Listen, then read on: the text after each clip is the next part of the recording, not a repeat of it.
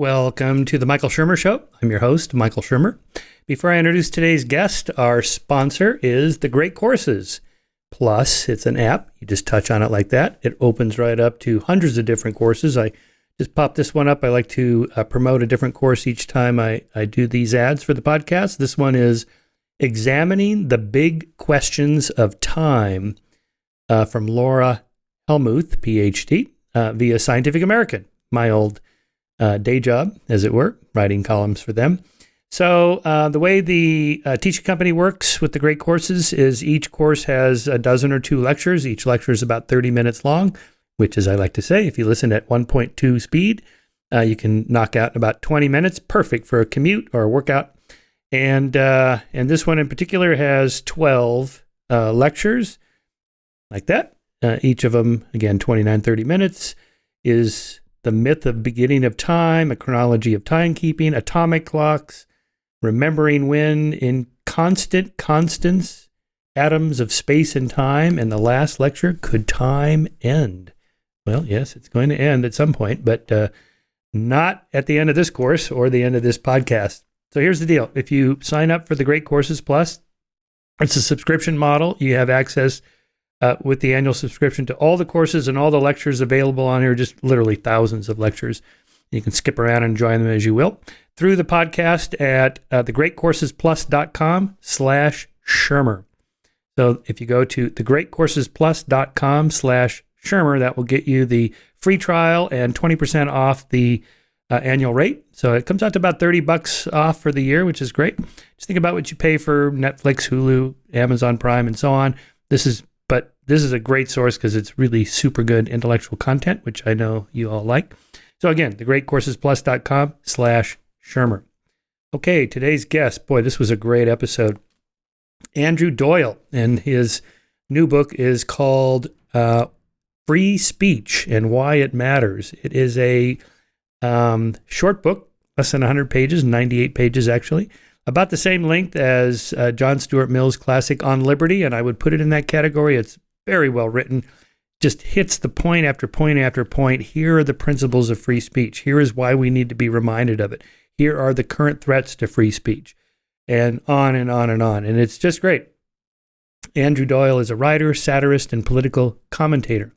He regularly appears on television to discuss current affairs, is a panelist on the BBC's Moral Maze, and was recently interviewed on the Joe Rogan Experience, the most downloaded podcast in the world. That's right. My podcast reaches about 100,000 people per week, so and up and down. Somebody just round up to 500,000 a month. Joe reaches about 40 to 50 million a month. Okay, that's big time. Andrew has written for a number of publications, including The Telegraph, Sun, Daily Mail, Spectator, Standpoint, and Sunday Times. He is the creator of satirical character Titania McGrath, under whose name he has written two books, Woke, A Guide to Social Justice, and My First Little Book of Intersectional Activism, both published by Little Brown. These are satires. He's making fun of the wokerati, of the far left, of the illiberal left, of the progressive or regressive left. Titania McGrath has over 500,000 followers on Twitter. Back to Andrew Doyle, was formerly a visiting research fellow at Queen's University Belfast and a lecturer at Oxford University, where he completed his doctorate. So, okay, he's a smart cookie and funny and witty and insightful on all these issues. Okay, so we cover pretty much all the different angles on free speech and censorship and public versus private censorship, what we should do about the big social media companies, versus government acting to silence or censor people. We talk about a bunch of the whataboutisms. What about libel and slander and saying fire in a crowded theater and those sorts of things, versus which he considers not to be a free speech issue, which is an interesting take on this, I think. And cancel culture and the free speech movement at Berkeley and what happened since then and why that happened, why the shift from the right being obsessed about controlling people's speech to now the left being that way. What about comedy and satire, which he uses as a tool against free speech censorship? It itself has a history of helping to make moral progress. The role of debate and persuasion in ideas and what happens when that doesn't occur through censorship, and a little brief history of the free speech movement and attempts to censorship from the ancient Greeks to the present, and then the arguments from modern progressives against speech and why they're wrong about that. So with that, I give you Andrew Doyle and his book, Free Speech. I'll have already introduced you in your book, Free Speech and Why It Matters, because yes, it does. But I'm not sure how many of listeners will know about your alter ego, Titania McGrath, if that's how you pronounce it, McGrath, Titania. Yeah, Titania McGrath. Yeah, Titania. Yeah. So go to @Titania McGrath on Twitter if you want to read some really hilarious stuff. Let me just take a shot at some of these. Here's some of your recent postings. And by the way, people will find a picture of a woman on there. I'm not sure who this is, or if it's just somebody random you pulled off online, or a relative or a friend or what. It's a composite of 4 different women that have been put together into one image. All right. So it's no one specific, no one that anyone can recognize, and I can't get sued. That's the idea. That's good. Yeah. So for listeners not familiar with this side of your career, you've taken to using humor and satire and irony and whatever else on Twitter, which is a great use of Twitter. So in response to current events and articles that you find online, for example, the cancellation of some of Dr. Seuss's books, you write, in 1938, Dr. Seuss published the 500 Hats of Bartholomew Cubbins. In 1939, Hitler invaded Poland. Don't tell me that his racist books don't have consequences. And then let's see. And then a day later, you wrote, so far today, I've gotten a woman fired for claiming that sex is binary, shouted abuse at an old man collecting money for the British Legion, dogpiled people on Twitter for disagreeing with me, and burned some books by Dr. Seuss. It's so exhausting being on the right side of history. And just to pull a few more of these here, you responded to a, looks like a CNN article on politics. So here's the CNN article quote from him. Let's see. This has to do with the doctors assigning males. Oh no, this is a trans women in women's sports. The orders also reference biological sex, a disputed term that refers to the sexes listed on students' original birth certificates. I'm reading here from the CNN article. And then you highlighted what they said. It's not possible to know a person's gender identity at birth, and there's no consensus criteria for assigning sex at birth. Now, somebody might think you wrote that, but no, that's CNN. And you wrote, thank you, CNN, for reminding us that there's no consensus among doctors on how to assign sex at birth. Most of them just flip a coin. Anyway, it goes. And with that one, they rewrote it. There were lots of people piling on them about that, and then they changed the wording in the article under pressure, which shows that it can have an impact if you react in a certain way. Interesting. Yes. Okay. So, so social media posts like this can have an effect. That's good. That means someone at CNN is kind of trying to keep track of that sort of thing. You get that quite a lot particularly with ridiculous headlines. There's been a few like that where they put something out. You remember the one? I think it was the Washington Post that referred to the head of now was it it was a terrorist figure in the Middle East who was killed, and they described him as an austere religious scholar in the headline, and they got a lot, not a mass murdering genocidal a terrorist with sex slaves, but an austere religious scholar. And then they got so much flack online, they actually changed the headline. So this happens more than you think, actually. Interesting. Yes. Well, so it pays then to go online. It's not just a complete waste of time leading to frustration and existential threat to humanity.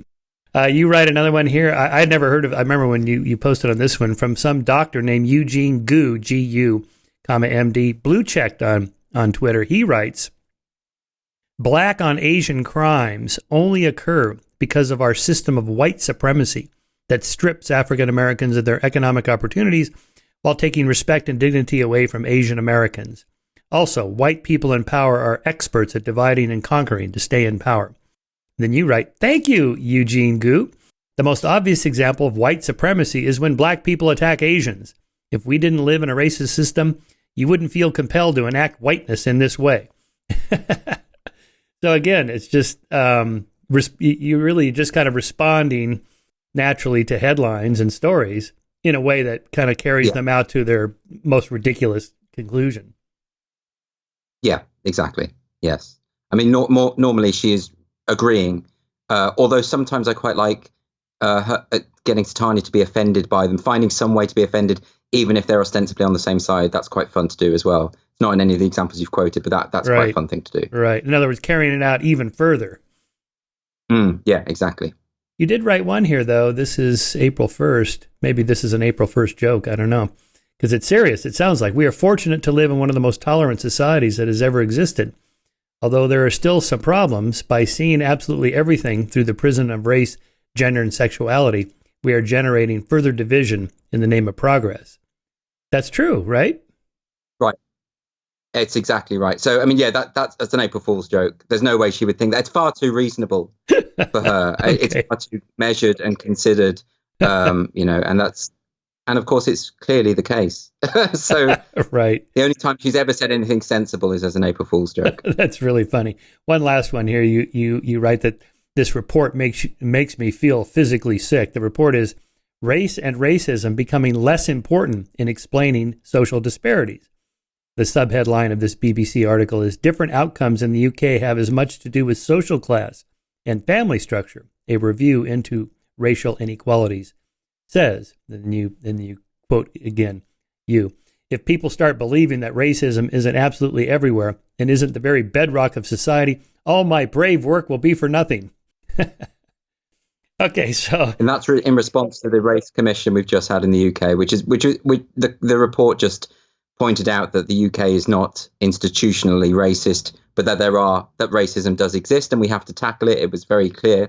But it was also quite an optimistic report that was saying, look, we're going down the wrong road if we're looking for everything to be structural, when in fact there's no evidence that it is. And that's, and of course everyone freaked out because the kind of ideologues you're dealing with don't particularly like data or evidence-led study because it threatens their faith, I suppose. So what do you take structural racism to mean when people like that describe that problem? When they're describing, they're talking about racism as built into a system. So, for instance, but it goes further than what you would imagine. You see, there's a distinction between, say, institutional racism and structural racism. Institutional racism would be an institution which has racism built into its procedure. So something like Jim Crow is an obvious example of an institutionalized form of racism, right? And then structural racism takes it a step further, and it's more to do with this idea of power structures within society, these kind of nebulous systems of power. Foucault described it as a kind of grid of power, and that this is where racism lies. That in other words, it's the critical race theorists' idea that every human interaction is underpinned by racism, whether you know it or not, and that the question you ask isn't, well, how did racism occur here, but how did racism manifest here? And this is the same thing that is picked up on the more sort of popular writers who have espoused the critical theorists' position, people like Robin DiAngelo, people like Ibram X. Kendi, people like that. And they've all taken on board this idea, although they have their differences, very marked differences. They've all taken on board this idea of these invisible power structures that work through society. And the problem with that is the only real proof or evidence that people can find for that is what they call lived experience. And if data doesn't tally with lived experience, then it is often disregarded. And the problem with that, of course, is that there are infinite different forms of lived experience, which will inevitably conflict. So whose lived experience you prioritize in that system is anyone's guess. Because while you could say, for instance, Meghan Markle can say that the British royal family is institutionally racist, and her defense for that is that it is her lived experience. And then when Prince William says, I'm from this family and it's just not a racist family, well, that's his lived experience as well. So whose are you going to prioritize? What lived experience only really counts if it's of the approved kind. That's the problem with it. I remember when that quote was Oprah recorded that right down the street from me here in Santa Barbara in Montecito. And of course really? they were careful not to identify the house. Oprah even said, "This is not my house. This is a friend's house," just to make sure that no one came stalking around. Because when you want to lead the royal family, you want to just blend in and be a regular person. You go on Oprah and you expose your face to 20 million people, and then they can't possibly go to like a local playground. I have a little 5-year-old. I guess he's close to the age of little Archie, but we never see the royal family at the local playgrounds here. They're never going to be able to do that. But what bothered me about that, of course, is that who said that? They're concerned about the color of the next baby's skin or Archie's skin. Who said that? Well, I can't tell you. Well, then what can we do about it? I mean, because the way moral progress is made is by targeting specific racist or gender or misogynist issues. That guy right there, that company, that bank, that police department, we should target that and fix the problem. But if you say it's just everywhere, what are you supposed to do with that? Right. So if a company confesses to structural racism, as many have, as Princeton University did, for instance, well, the next step they should take is explain what structures did they put in place to make themselves racist. Tell us what they are, and then talk about how you're going to dismantle them. But because the language is so nebulous, what they're really talking, they don't really mean it. That's the first thing to make absolutely clear. They don't believe that they are structurally racist. This is a kind of a term that you put out there as a kind of signal that you're on the right side. That's really what that's about. And that's what did bother me about the Meghan and Harry thing. I mean, we didn't have anywhere near enough information to make a judgment about a family that we know nothing about. I don't know who said what. She doesn't even know what was said, and she wasn't, as you said, wasn't able to tell us who that was or what the context was. We've absolutely no idea. So everyone rushing to judgment. I mean, it could have been a racist statement. It could just have equally been an innocuous statement that was misinterpreted. There's all sorts of ways that could have gone. But note how quick the ideologues jumped on board this to make their judgments, because one of the things that you'll always notice about the kind of people that I satirize through Titania is they have this incredible certainty. It never occurs to them that they could be wrong. They know what's going on in everyone else's heads. They've got this telepathic insight. So they always know that the intent is malevolent, no matter what. They're not interested in context. They're not interested in nuance. They're not interested in having a discussion to try and work out what actually happened. They want to make their judgment and go from there. Any kind of suggestion of, for instance, institutional racism, that's a proposition. That's not a conclusion. If you're going to make that proposition, it's a very serious proposition to make, and it should be interrogated and investigated. And I'm not saying that it can't exist. I've already said I believe that institutional racism as a concept can exist. And if you're making that accusation, then we should take it seriously. But it's not a conclusion. You can't just assume that your conclusion is right and then work backwards. And that's the problem with this discourse. Yeah, we're in the midst of the Derek Chauvin trial here over the death of George Floyd, and it's as bad as it gets. You watch those videos and the bystanders giving their testimony. That's about as bad as it gets. He's obviously some kind of asshole. I don't know if he's a racist asshole or just an asshole, but he's something. Okay, but that guy, that's the problem. Not the police department in the next city over or some other state or this kind of generic police are all racist. It's this extrapolation from individual cases to kind of an inductive process of a general conclusion we draw, which doesn't follow in any way scientifically, much less how can we solve that problem? Like the Starbucks incident last year where some manager called the police on a couple of African Americans that were loitering in the Starbucks. Everybody loiters in the Starbucks. I mean, no one just barges, hardly anyone just goes in there. They all loiter. That's the whole point. They want them to buy more stuff. Any case, so then, Starbucks a couple months later shuts down for a day, sends all 750,000 employees through the sensitivity training. But it's like in the modern world we live in, almost nobody's racist anymore. So even if it's, say, some huge number, like 1% of the 750,000, which would be a lot, are racist, then the 99%, you just wasted everybody's time to send them through there because they are not the problem. It's that manager right there at that store. Maybe. But the argument would be, I suppose, that, I've heard this argument that the manifestation of racism through that individual is because of a systemic problem. It's because of we have generated a culture within which that kind of behavior and worldview can be permitted. So it does with that thing of taking single incidents, and then extrapolating it and assuming that what that is in fact a kind of a signal, a sign of a broader problem. But that is an assumption. And this is the thing that we really need to emphasize is, no one's saying that racism doesn't exist, and nor is anyone suggesting that you shouldn't actually do something about it. Right. The point is, though, that to make the assumption that it is not that individual's fault, in other words, to mitigate that individual's responsibility for their own actions and to spread it across absolutely everyone and everything in society, I think is troublesome. And of course, as you say, because so few people are in fact racists, what happens is you generate an awful lot of resentment among people who are just good people wanting to get on with their lives, who don't really appreciate being hectored in this way. They don't like it when the likes of Robin DiAngelo turn up at their work to berate them all for how evil they all are because they had the temerity to be born white. It's not something that people really like, and you end up with this horrible resentment and more racial division. And it just strikes me that the best way to tackle injustice of all kind is to focus on where it lies, not where you presuppose it to lie. Scientifically speaking, it's a signal detection problem. We want to catch in our net the true positives of the actual racists and stop them. But the problem is it's hard to measure and hard to know who. So you end up having this super broad net.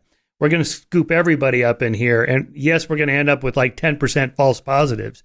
But those false positives are going to be resentful, or maybe it's even bigger than that, because if you put 750,000 people through sensitivity training, you're kind of telling them you have a problem in your head. And if the person's thinking, no, I don't. Well, it isn't just the case that they're trying to detect racism. They're coming in. I mean, I've read some of the documents that get distributed at these talks and these workshops. They are saying quite explicitly that if you are white, you are complicit in a white supremacist system. I mean, it's not even the case that we're asking the question, we're raising the issues. It is a judgment, and it causes a lot of problems. And people can see that it doesn't bear any relation with the facts. In the UK today is about as tolerant as a society. Studies repeatedly show that the UK is the most tolerant by far among the major European nations. Racism is declining. We've been making so much progress, and yet we are expected to believe that today's society is worse than it has ever been.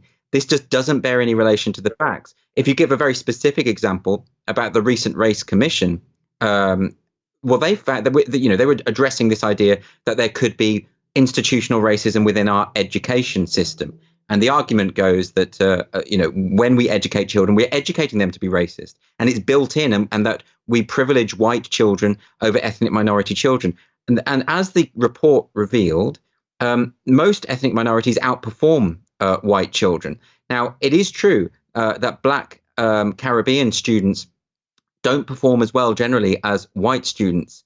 And you could say, well, that's therefore proof that the educational system is racist against Black people. But then you've got to hold on a second, because Black African kids outperform white kids by some stretch. So if it is a form of institutional racism within the schools, it's very, very targeted, because what it is doing is it's attacking Black kids from a Caribbean background, but it is actually encouraging and helping and pushing Black kids from an African background. This is a very targeted form of racism. Can this be right? Obviously, it's not right. So this idea has been disproven through the data, but that is entirely rejected by the critics of this report, because they don't care about that. They don't care about data. They care about what they call lived experience. And as you will know, lived experience is what we used to call anecdotal evidence. It's sure, there are insights that can be gleaned from talking to someone about their personal experience. I'm not completely disregarding that.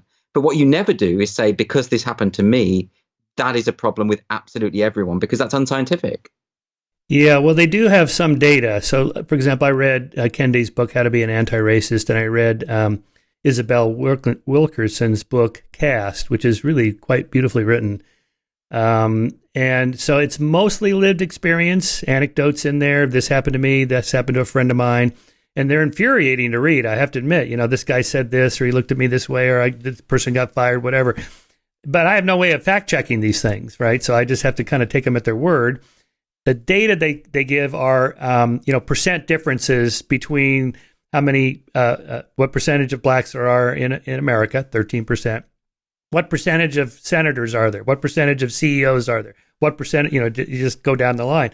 And there's always these asymmetries between these. As you know, how many, what percentage of blacks are killed by white cops? It's 26% out of the 100, so 26 were shot. And 13% is the percentage of African Americans, therefore, were twice as likely to be shot as whites. What's wrong with that calculation, those kinds of calculations?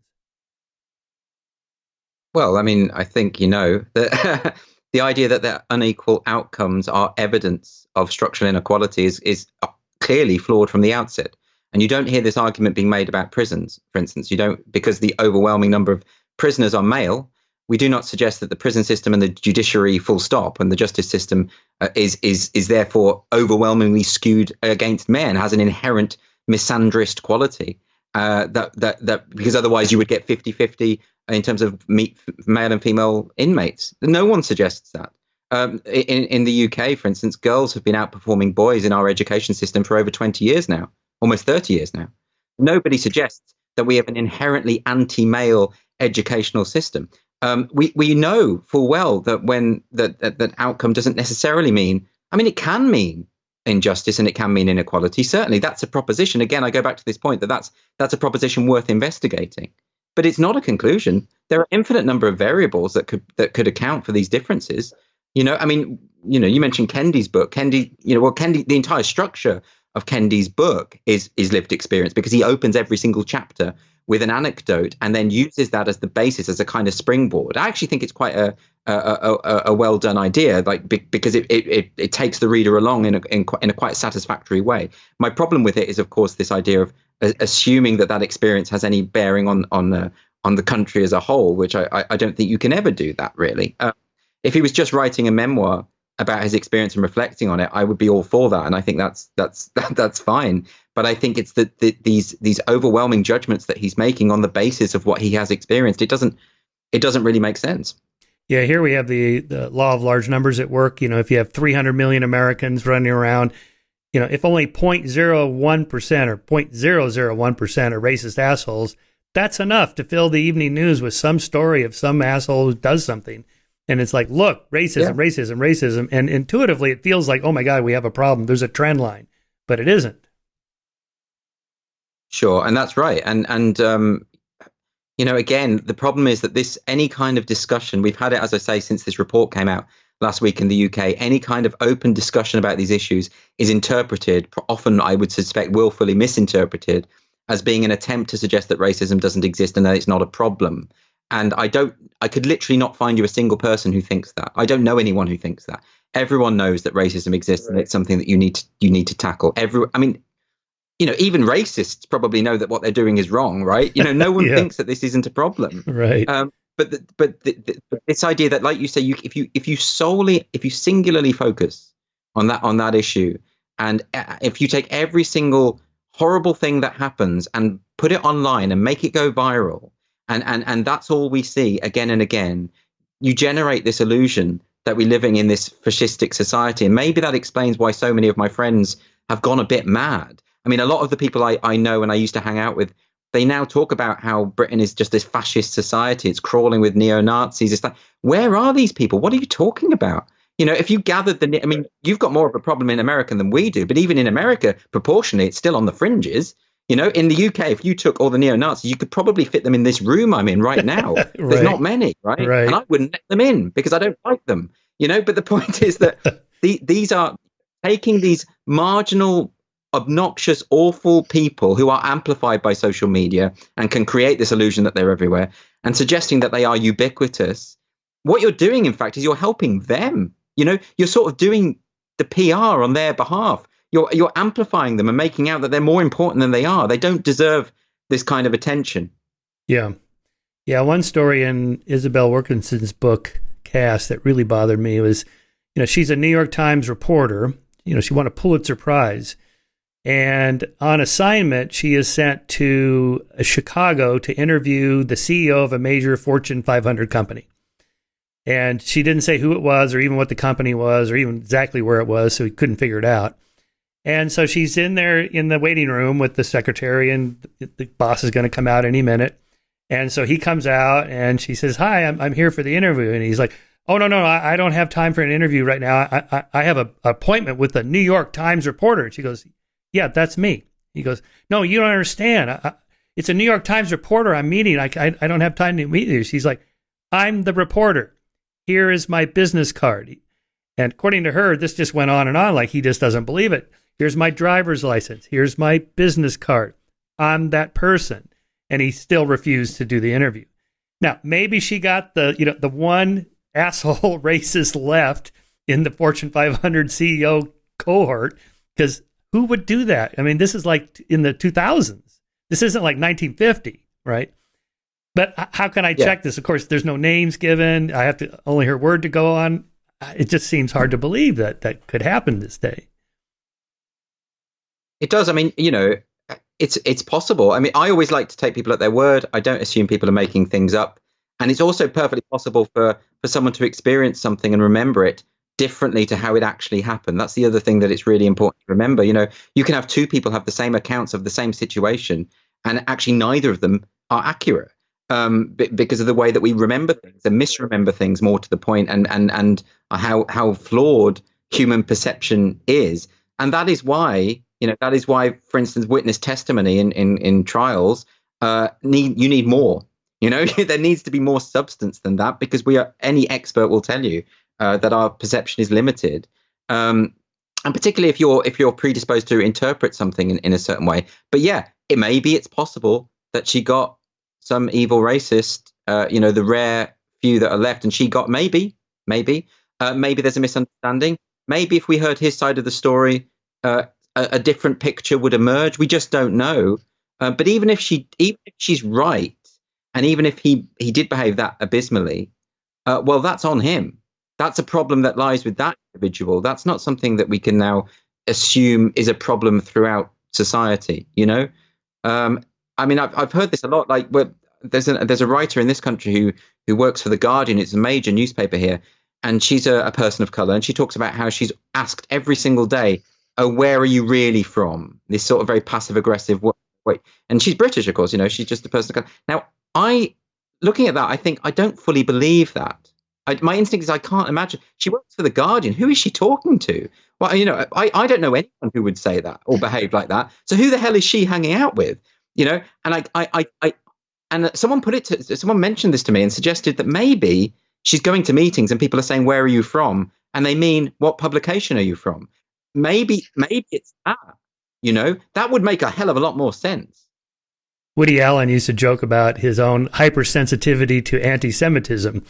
I think it was either maybe Annie Hall or one of the other movies where he's walking with his buddy and he's like, "Did you hear that? He said, Jew go to dinner, Jew go to dinner." He's like, "No, that's not what he said." He's like, you're reading too much into this. Well, this is the other thing. I think if you have experienced anti-Semitism, racism of any kind, you probably are more likely to interpret things in that way, because you will have a heightened sensitivity to that. And I think that's understandable, actually. So maybe that is the case in some cases, but that doesn't mean that we should be making these judgments about society, and more seriously, enacting policy to change society on the basis of the quote unquote lived experience of one or two people. Yeah, it's the same problem with guns here. We have 350 million guns and 340 million people. If 0.0001%, go off mad shooting, that's enough, again, for every, maybe I got the decimal points wrong, but that's enough for a gun shooting, a school shooting every 2 weeks, which is the average here, and a mass public shooting, 4 or more dead every 2 weeks also. So pretty much every week there's going to be a report of something that happens. And it just feels like we just got this massive gun problem, when in fact far more people die from suicide by gun, say, or accidental shootings, or even just other causes, cancer and heart disease and whatnot. I mean, from a British perspective, it is terrifying, the idea, because we just don't have guns on the streets in the way that you guys. I mean, I know we do, but we don't see the police with guns. I mean, my family are from Northern Ireland, so I am accustomed to seeing guns on the streets there, but that's a very different scenario. But yeah, I mean, I remember when I was in Chicago and I was there at a weekend, and I heard a report that I think 50 or 60 people had been shot and killed that weekend while I was there. And I started thinking, oh my God, all of my friends back home are going to be worried that I've been caught up in this. And then I found out that that's every weekend. And it's just not there's nothing unusual about that. And that really terrified me. I do think that is a problem, I have to say. I think that is a problem. And what's the solution? I don't know. I mean, I've always kind of argued in favor of more gun control. I mean, come on, just reduce the size of the magazine clip that can hold so many 10 bullets instead of 100 bullets. So the guy has to reload. Somebody can intervene. But, the moment you take even one step, the right goes crazy and says, that we're heading toward Nazi Germany or whatever. And in any case, even if you stopped it right now, there's still 350 million guns just floating around. I mean, short of a Stasi state of going to every house and taking guns, it's just not going to go away. I've attempted to understand this issue from an outsider's perspective because, my instinct is always for gun control. I don't, because these are such dangerous items, and I don't really understand why we need to have MAC-10s freely available on every street corner. But, I'm fully prepared to admit that I don't fully understand the situation. I have not read enough about the situation. I read an article. I was trying to get to grips with this idea, this fear that a lot of Americans have about governmental tyranny. And the idea that the guns are there to protect you from that eventuality. And that at least makes some kind of sense to me. I do understand that concern. But that appears to be the purpose of the Second Amendment. There's a couple of things going on there. First, I wrote a piece about this in the New York Times a couple of years ago. If you think that you and your couple of handguns and shotgun are going to stop the Navy SEALs that come to your house, or some big squad with a tank and armored vehicles, do you seriously think you can stop the U.S. military? You have no chance.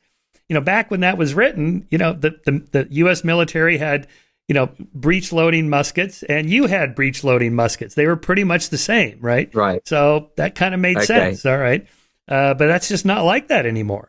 And in any case, as I also argued, if you really want to get back at somebody, get a good lawyer, because a good lawyer will scare the crap out of any kind of police department or whoever you're worried about having too much tyranny rather than a gun. And but the other problem is guns are a proxy for something else. It's a little bit like I've been making this argument recently about QAnon. This is one of the craziest conspiracy theories I've ever heard, and I've heard them all.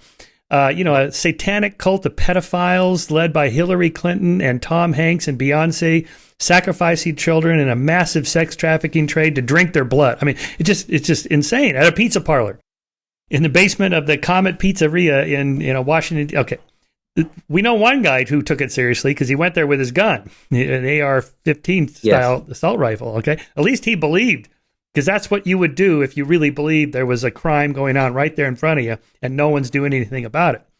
So when 29% of Americans, of Republicans, 2 weeks ago said they think there's probably something to it, they can't possibly actually believe this. If we sat down one-on-one, let me get this straight. Do you really think there's a satanic cult? No.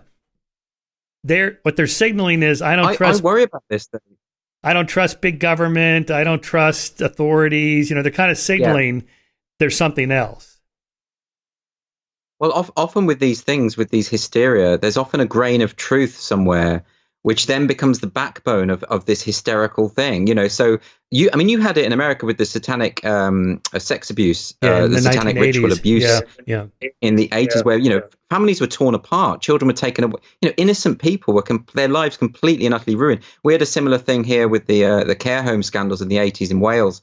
I've read about this extensively, and a lot of it comes down to one fantasist who was able to point out actually examples where things had gone wrong and where abuse had taken place, and this was used to validate all of the fantasies that she could possibly concoct. And then that became a problem because the police were asking leading questions because they had bought into the fantasy before they went into the investigation. So it is perfectly possible. I can see how hysteria starts.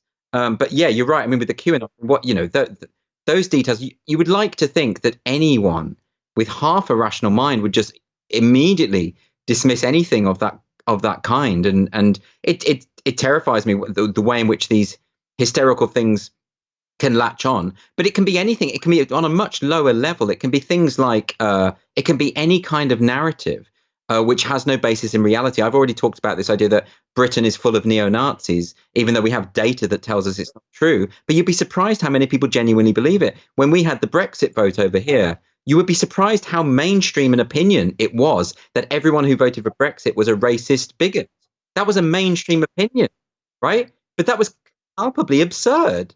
But I would go so far as to say millions of people bought into it. This terrifies me. This idea, the way that bad ideas can be just disseminated and bought by people who should know better. I mean, I don't know quite what to do about that, because I do like to have faith in humanity. I like to think that most people don't buy into this stuff. So I am torn on that. So again, the question is, do they really? Are we really by nature pretty gullible?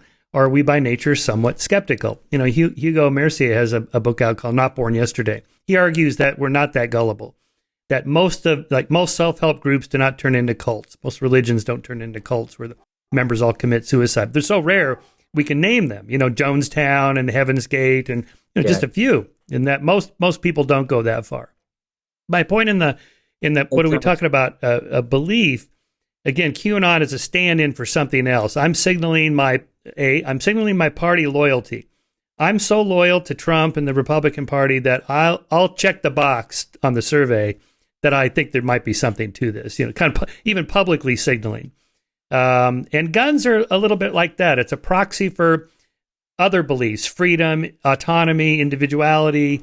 Separation from the government. I don't want the government. You know, I stand alone here. You know, and on, like Margaret Thatcher. There's no such thing as society. There's just individuals. Well, I better have my gun then. You know, that sort of thing. It's a stand-in. I think a lot of people that support guns, they don't have guns, or they don't even know the different kinds of guns that there are, or the details. They just think, okay, I like guns because I like freedom.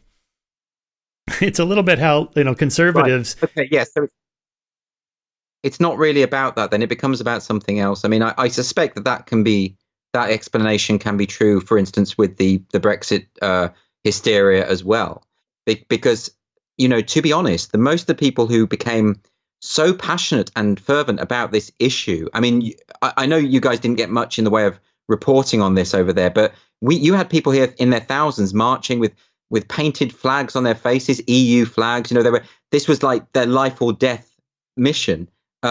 But up until 2016, half of them probably hadn't even thought about the EU or given it a second thought. They didn't really know what it was. They didn't really know what it did. And overnight, they became its most passionate, zealous supporters. Now, I don't fully believe that can happen. So it's not really about the question of whether we're a member of an international trading bloc or not. It's about whether are you signaled as a good or a bad person? Are you for or against racism? A lot of these things get reduced to these very simple binaries. With QAnon, maybe for a lot of people, it's reduced to, am I supportive of the Republican Party? It's as simple as that. But I have to say, I'm surprised at the statistic you quoted, 29%. Republicans, 29% of Republican supporters. I'm a little skeptical about that. I'm not saying you're making that up. What I'm saying is, what was the question that was asked? And you know, it just seems a lot to me. It does. I was skeptical too. The wording was something like, do you think there could be something to the QAnon claims? Although they didn't give the details. I mean, maybe the number would have been much lower if they specifically said, do you think there's a satanic ring of pedophiles run by Hillary Clinton and Tom Hanks? Anybody reading that would go... I suspect that's the case. If you would have said, is there a satanic conspiracy? I think you might have got a much lower figure. Yeah. There. Well, I hope so. Yeah. I hope so. So to your book, because I think your book is the solution, that is to say, we need more free speech to discuss these things. But the counter argument to that would be, well, no, we should squelch all stories about, you know, race or guns or whatever, so people don't, you know, fall into these cults and these traps and these bad conspiracy theories or something like that. You and I are pretty much on the same page on free speech. I loved your book, by the way. I listened to it twice. It was so good. Plus, it has the benefit of being short. It's like John Stuart Mill's on liberty. I would put it at that level. I mean, it's so good. It's so succinct. Just bam, bam, bam. Here's the principles. Yeah, no, it was great. I didn't want to write a long book. I deliberately wanted it to be accessible, concise, because I care about this. I didn't want any padding, you know, because I think people need to be disabused of a few notions around free speech, because I think it's widely misunderstood, and I think people need to be armed with the necessary arguments to defend it, and therefore I don't think it needed to be any longer than I wrote it. No, it was perfect. So just walk us through, what are the fundamental principles of why we should defend free speech? Well, it is, as I argue in the book, the bedrock of all of our liberties. You know, we cannot have any other liberties without it. And everyone has always known this from the civil rights movements of the 1960s onwards, is that this is how you are heard, or this is how you make progress. All innovation that has ever occurred in human history has been due to free speech and the ability to express yourself. And this is something that we need to hold on to, because it is there's a part of the book where I just give a kind of very brief overview of the history of free speech from the ancient Greeks to the modern day, and it's remarkable how new this is, insofar as I think our societies are pretty miraculous. The fact that we have free speech at all, it's very rare in terms of the history of societies throughout human history. It's a rare and precious thing. And this means, of course, that you have to continually argue for it in every successive generation. You can't be complacent about it, because there's something about human instinct, and particularly people who end up in power. There is something about that would like to see liberties for all curbed. And that is something that we need to defend against. I think that our understanding of the world can only occur through speech, through free speech, through expressing what we seriously think. It's a collaborative, the idea of understanding is a collaborative process, which requires the free exchange of ideas.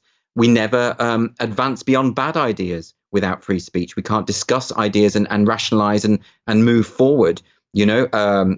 I think a lot of the problems that you've been describing with conspiracy theories and fake news and whatever else you want to call it, a lot of that comes about because there has been an attempt to clamp down on certain forms of speech and certain forms of discourse. And what you end up with is a kind of problems become compounded. People become more entrenched in their bad ideas because there's no one, you could kick everyone off the internet if they have a certain point of view. And what will happen? All of those bad ideas will be festering in the nooks and crannies of the internet, where there isn't the sunlight of truth to penetrate. It's a very, very bad idea. It's the worst thing you can do. I would like to think that I would be able to sit down with anyone who has any of these irrational ideas, and if you talk to them, and if you were able to go through honestly the various facets of any particular issue, eventually truth will out. I mean, that is my belief. Not always. There's obviously some people who are going to stick to their guns, and they're going to, and whatever, and they're going to be zealots. But broadly speaking, when you're talking about humanity, the progress we make is through free expression. It has to be. And I get very nervous when I see any kind of, I suppose, cracks appearing in this barricade that we've created to defend ourselves from tyranny. I worry about that, and I think we've got more of a problem potentially in the UK than the US, because of course you've got your First Amendment, and we don't have constitutional protection for free speech in the way that you do. So I think we have, but what we are experiencing, I think, might be a kind of salutary lesson to normally we're a few years behind you guys. I suspect the reverse might be true here, because you've got a movement in America to have the First Amendment not applying for what they call hate speech, for instance, a kind of modified perception of what it means, what free speech actually means. We actually have hate speech laws in this country. Throughout Europe, there are hate speech laws. You don't have that yet, but it's coming. I hope not. And here I'm reminded of, I encountered all those when I was writing about the Holocaust deniers. I had no idea it was illegal in a lot of countries. Germany is kind of obvious, but Austria and France and Britain, Canada, Australia, New Zealand. And so I wrote in my latest book, I wrote an essay on defending David Irving, who I debunked thoroughly. Yeah. I think he's completely wrong about his theories of the Holocaust. But, he was arrested in Austria just at the airport. They scanned his passport and they go, "Oh, you're flagged." And they called the police and hauled him off. And he was put on trial and found guilty. He hadn't even spoken. He was just going to give a speech. So you might consider that a thought. So I wrote a letter to the judge saying, this is not right. I mean, I don't like this guy. I think he's wrong. But how do you lock somebody up for going to give a speech? He didn't even speak, right? So I got the hate speech thing is very, those laws are very risky. That precedent is absolutely terrifying. It's more terrifying to me than someone being wrong about history, And I know there is something, the best thing that happened when it came to David Irving was Richard Evans, who's a fellow historian who completely debunked and destroyed his argument through appealing to the evidence. It's not difficult. When someone is wrong about history, there are other historians who will be able to show you why. But as soon as you lock someone up for being wrong about history, you actually are appealing to that kind of conspiratorial mindset that would say, well, maybe there's something in it. It kind of gives him a kind of dignity that he doesn't deserve. It's a really dangerous thing. We have the same thing in this country. We've had people locked away for being wrong about history, often offensively so and willfully so, because it can come from a genuinely horrendous anti-Semitic intent, and that's not good, right? But actually, you're making the problem worse by turning them into martyrs. And of course, the principle of free speech is much bigger than those people. It isn't just about David Irving, right? The principle is much, much bigger than him. Why would you compromise on such a sacrosanct principle for the basis of someone like him? Why would you give him that kind of power? I don't understand it. I've attended many of his speeches, usually in these little hotel rooms with a couple dozen people. It's not like he's filling stadiums of 100,000 people, right? But nevertheless, most of the speech ended up not being about some aspect of World War II or the Holocaust. It was about how the traditional enemy, the Jews, and the media are trying to silence him. And of course, the audience is just eating this up. Yeah, tell us what they did. And then they did this, and then they flagged me here, and then they stopped me at the airport, and I got searched. And you can see the audience just eating this up in the sense of like, exactly, he must really be onto something if they're so scared of him that they're doing this. Exactly, it works to his advantage. And also, often in these debates, we're often confronted with the most extreme examples. So Holocaust denial being an obvious example of a reason why we should not have the free speech protections that we have, because of this really extreme example. But the problem with that is, where does it end? I mean, it's all very well saying, okay, well, we'll make an exception for Holocaust denial, and we'll say that if you deny the Holocaust, then you don't get free speech protections, right? So we can say that, okay? And then a new government comes along and says, well, I think maybe gender-critical feminists shouldn't have the right to free speech either. And we've already established the precedent with the Holocaust denial, so we'll simply extend it now. We'll extend that idea. And it's an incredibly slippery slope, and we can see it all. And you might think that's an exaggeration. It's not. I mean, already if you're on Twitter and you're a gender-critical feminist, you will probably be banned. That, it's happened hundreds and hundreds of times. This is really normal now on social media to ban people with a legitimate but point of view which is different from that held by the 20-somethings that occupy those councils in Silicon Valley, who decide what is acceptable and what is not acceptable. Okay, those little cabals that sit there. What do they call themselves? The Trust and Safety Council. I mean, my God, if you were going to come up with something that sounds chilling and dystopian, how could you come up with anything more? It's mad. But those people have decided, well, we don't agree with this, so it's hate speech, right? So my point is, don't set the precedent, no matter what it is, even if it's something as abhorrent as Holocaust denial, because the precedent, law works with precedents. You know this.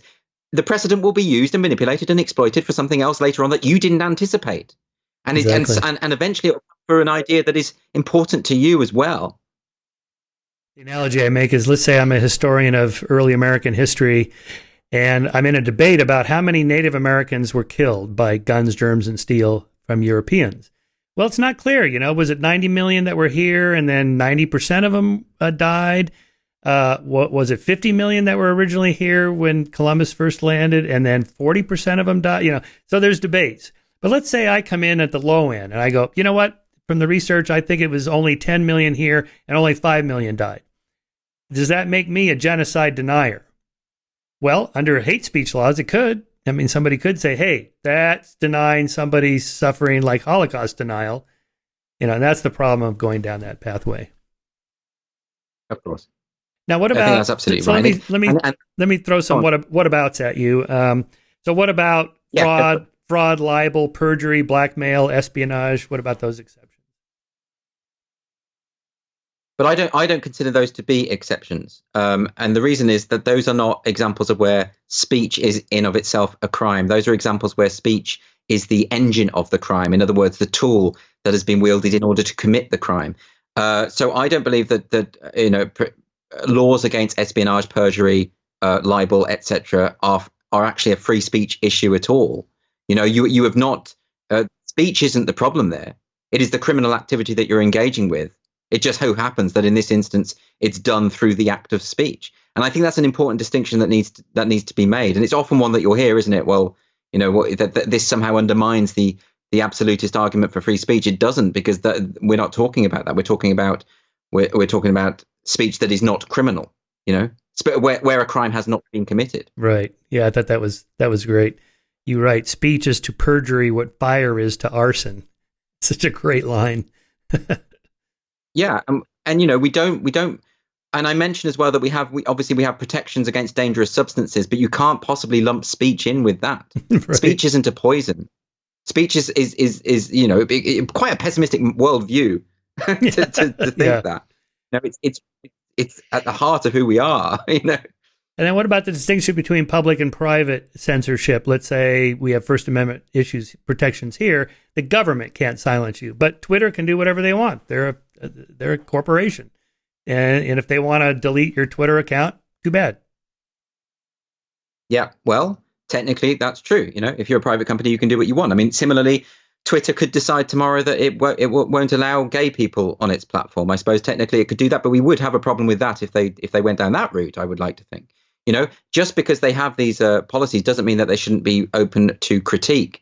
So the first thing is criticizing Twitter for its censorial practices is not anti-free speech, right? It's your right to criticize them, and I think we should criticize them. The other major issue when it comes to big tech censorship is that we have to now take into account the sheer power that they have in global terms. These are a small oligopoly of multi-billionaire corporations who have more collective power than any nation state, and yet they have none of the democratic accountability, right? Now, that's a very serious situation, and it is unprecedented. We've never seen anything like this before. And therefore, the idea that, well, these are private companies, they can do what they want, that is an argument that is about 20 or 30 years out of date. You can say, well, yeah, I mean, they would argue that you can go away and you can build your own platforms, but you can't actually. We saw what happened when Parler emerged, and they collaborated, the big tech companies and Amazon collaborated to have it completely wiped off the internet. So it isn't the case that you can simply set up your own competition. There are reasons why we have antitrust laws, for instance. We are all aware of what happens when a small group of very powerful companies have the monopoly on any kind of marketplace. So that's not good. But also, you've got to remember that social media is the de facto public square now.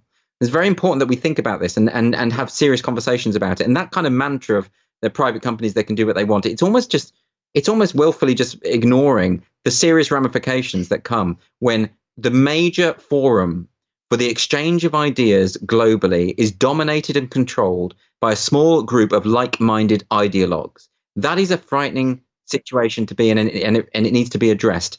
And trying to fudge the issue in the way that free speech skeptics often do isn't going to help or change the situation. Do you think they should be broken up? Or at least that 520 law that protects them from being treated as publishers. So at the moment, they're like the telephone line. The AT&T can't be responsible for what I say about you over the airways because they're just providing the cables or whatever. I mean, I don't really have all the answers. I'm more posing the questions, but I would suggest that, the reason why they have these legal protections, the reason why whenever they're sued, whenever Facebook gets sued for libelous content that appears on its platform, the defense will always be Section 230 of the Communications Decency Act. It will be, we are platforms, we are not publishers, and that's the defense that they are legally entitled to. And that act was actually quite important because no media outlet with comment sections these days can possibly be responsible for everything that gets posted on their site. So that actually does make complete sense. And also, if you got rid of that, what would they do? They would censor 10 times as much because they would be overly cautious about anything that appeared because they wouldn't want to get sued every day. So there is a problem there. I think perhaps the solution is something to do with the wording of that act. Perhaps it could be reframed so that they are entitled to delete anything or not held accountable for anything on their site that is illegal, for instance. Specifically, that is illegal. So, for instance, if someone posted something which was, let's say, espionage or something on their site which was obviously illegal material or like some WikiLeaks. Kind of illegal pornography or something. Yeah, or something like that. Okay, and that got posted on their comment section. It would be right that they would be protected against liability for that. But maybe the wording could be changed so that they're not protected if they've merely removed something, or if something appears merely and they find it offensive, say, or they disagree with the opinion. And maybe something could be done along those lines. I don't know. But all I know is that at the moment, the current system allows them to censor with total impunity and to still call themselves platforms when they are, in fact, publishers, because they are effectively curating the material on their site. If Twitter is saying that if you come from a gender critical feminist background, you are committing hate speech and we can ban you, that's not an acceptable situation, So how, I don't know. Maybe you've got the answer. Have you got the answer? I don't have the answer, no. Well, one answer I have is maybe let's just ride it out and see what happens. Given what happens historically to major corporations. They tend to lose power over time. They kind of hit a peak, and then there's all kinds of angst about, they have too much power, IBM or General Motors back in the 50s, say. And then eventually somebody else comes along. And my favorite example of this is Bill Gates gave an interview in 1998. What are you worried about, at Microsoft? What keeps you up at night? And he said, it's not, IBM or this. It's like there's a couple of guys in a garage somewhere doing something I can't think of. And of course, at that very moment, the Google boys are in a garage in Silicon Valley. And the next thing you know, now we're worried about Google and Apple and Amazon and so on. But maybe in 20 years, Facebook will be like MySpace. Like, whatever happened to MySpace? And now the kids are doing TikTok. And I don't even know what TikTok is, other than I see it's hugely popular. And I'm never going to do it as an old guy. Maybe they'll just die out. So maybe my only concern about that is I think what we are seeing, because this is so driven by a particular ideology, what we might call the social justice ideology, it's so embedded within the censorship practices of big tech, that actually this is bigger than just a question of one platform being fashionable for a time and then going away, or an ephemeral company that rises overnight and then disappears the next day. There's something bigger going on here, and the reason why I'm disturbed by this is that it has infected all of our major cultural, educational, political institutions. It's at the heart of the Biden administration now. So this ideology is there, and it's embedded, and it is minority. So it's a small number of people who are extremely disproportionately powerful, and I don't think that goes away without a fight. I don't think that I think. About 5 years ago when I started writing about the social justice movement, and the most common criticism I got was, well, this is just a few students on university campuses. This is like Evergreen College, that kind of thing. Or this is like just a few idiots in the corners of the internet. And you can just ignore it and it'll go away. Well, most people did ignore it, and it exponentially grew. And people don't say that to me anymore, by the way. People don't say to me, this is just a few people, because the evidence for it is absolutely everywhere. The evidence for everything I've been writing is now just obvious. But the problem with this ideology is, if you ignore it, it wins. It doesn't go away. It triumphs, and then it affects absolutely everything. So I would love to believe that maybe it's just a trend thing. Maybe it's just to do with the fashions, the way fashion comes and goes, and maybe if we just carried on ignoring it, it would go away and stop impinging on our lives so much. I don't think the evidence of the last 5 years bears that out. I think it will take a concerted pushback in order to change this, because it is a kind of route to a form of tyranny, ideological tyranny at least. And that I think, historically speaking, these things don't just disappear. Yeah, my wife's from Cologne, Germany, and she moved here, 7 years ago to be with me, which is a surprise. But in any case, I'm happy about that. But, she noticed these trends starting back then. I just kept telling her, don't worry, the pendulum, I'm old enough to know that pendulum swings back and forth. It's going to go back any month now. So last week she's going, when's that pendulum going to start swinging back? Because it doesn't look like it's even remotely close. Well, you remember when the pandemic hit, and everyone at the time, because I was still doing my Titania McGrath character at the time, and when the pandemic hit, I kept getting these messages saying, why are you doing this anymore? No one cares about this stuff anymore. We've now got actual hardship, tangible hardship that we're all facing globally. No one's going to care. The culture war is over. The culture war's gone. The pandemic killed it, right? I wrote an article at the time, which was called... what did I say? I said the coronavirus won't kill the culture war. And I got criticized a lot for it. And then what happened? Then there was George Floyd. Then there was the Black Lives Matter protest. Then the culture war exploded into the mainstream, and now it's everywhere. So it was completely opposite. This idea that the pendulum will swing back. Well, like you say, I don't think it's working. Like it's, because every time something happens, all of the major proponents double down. You would have thought after Hillary Clinton lost in 2016, that would have been a good time for the left to reflect and think, well, what's gone wrong there? Why are even Bernie Sanders supporters defecting to the Trump camp? What is going on here? Where have we gone wrong? But there wasn't that self-reflection. There was a doubling down. And what there was is, well, this is proof of our assumption that America is systemically fascistic. And this is just further proof of what we've what we'd already decided in advance. And as a result, things got worse. And, again and again, the people who should be reflecting on their position and trying to improve are just doubling down on fantasies. It's not good. Yeah, the fact that Jack at Twitter gave, if I'm getting this right, $10 million to Kendi's anti-racism program to develop a curriculum for schools. And now we're starting to see articles about this, of it trickling down into grammar schools, lower schools like K through 6. And, again, my wife and I have a almost 5-year-old, and we're worried about this happening. Amazingly enough, we're actually thinking about sending him to a religious school. A couple of hardcore atheists are thinking, well, a good Catholic school would be far less worse than a progressive woke school. It would, because it's just a different type of religion, and one that is nowhere near as toxic, right? And I say that as someone who went to a convent school. I'm pretty familiar with the Catholic indoctrination. I went to a convent school here in the UK. Wow.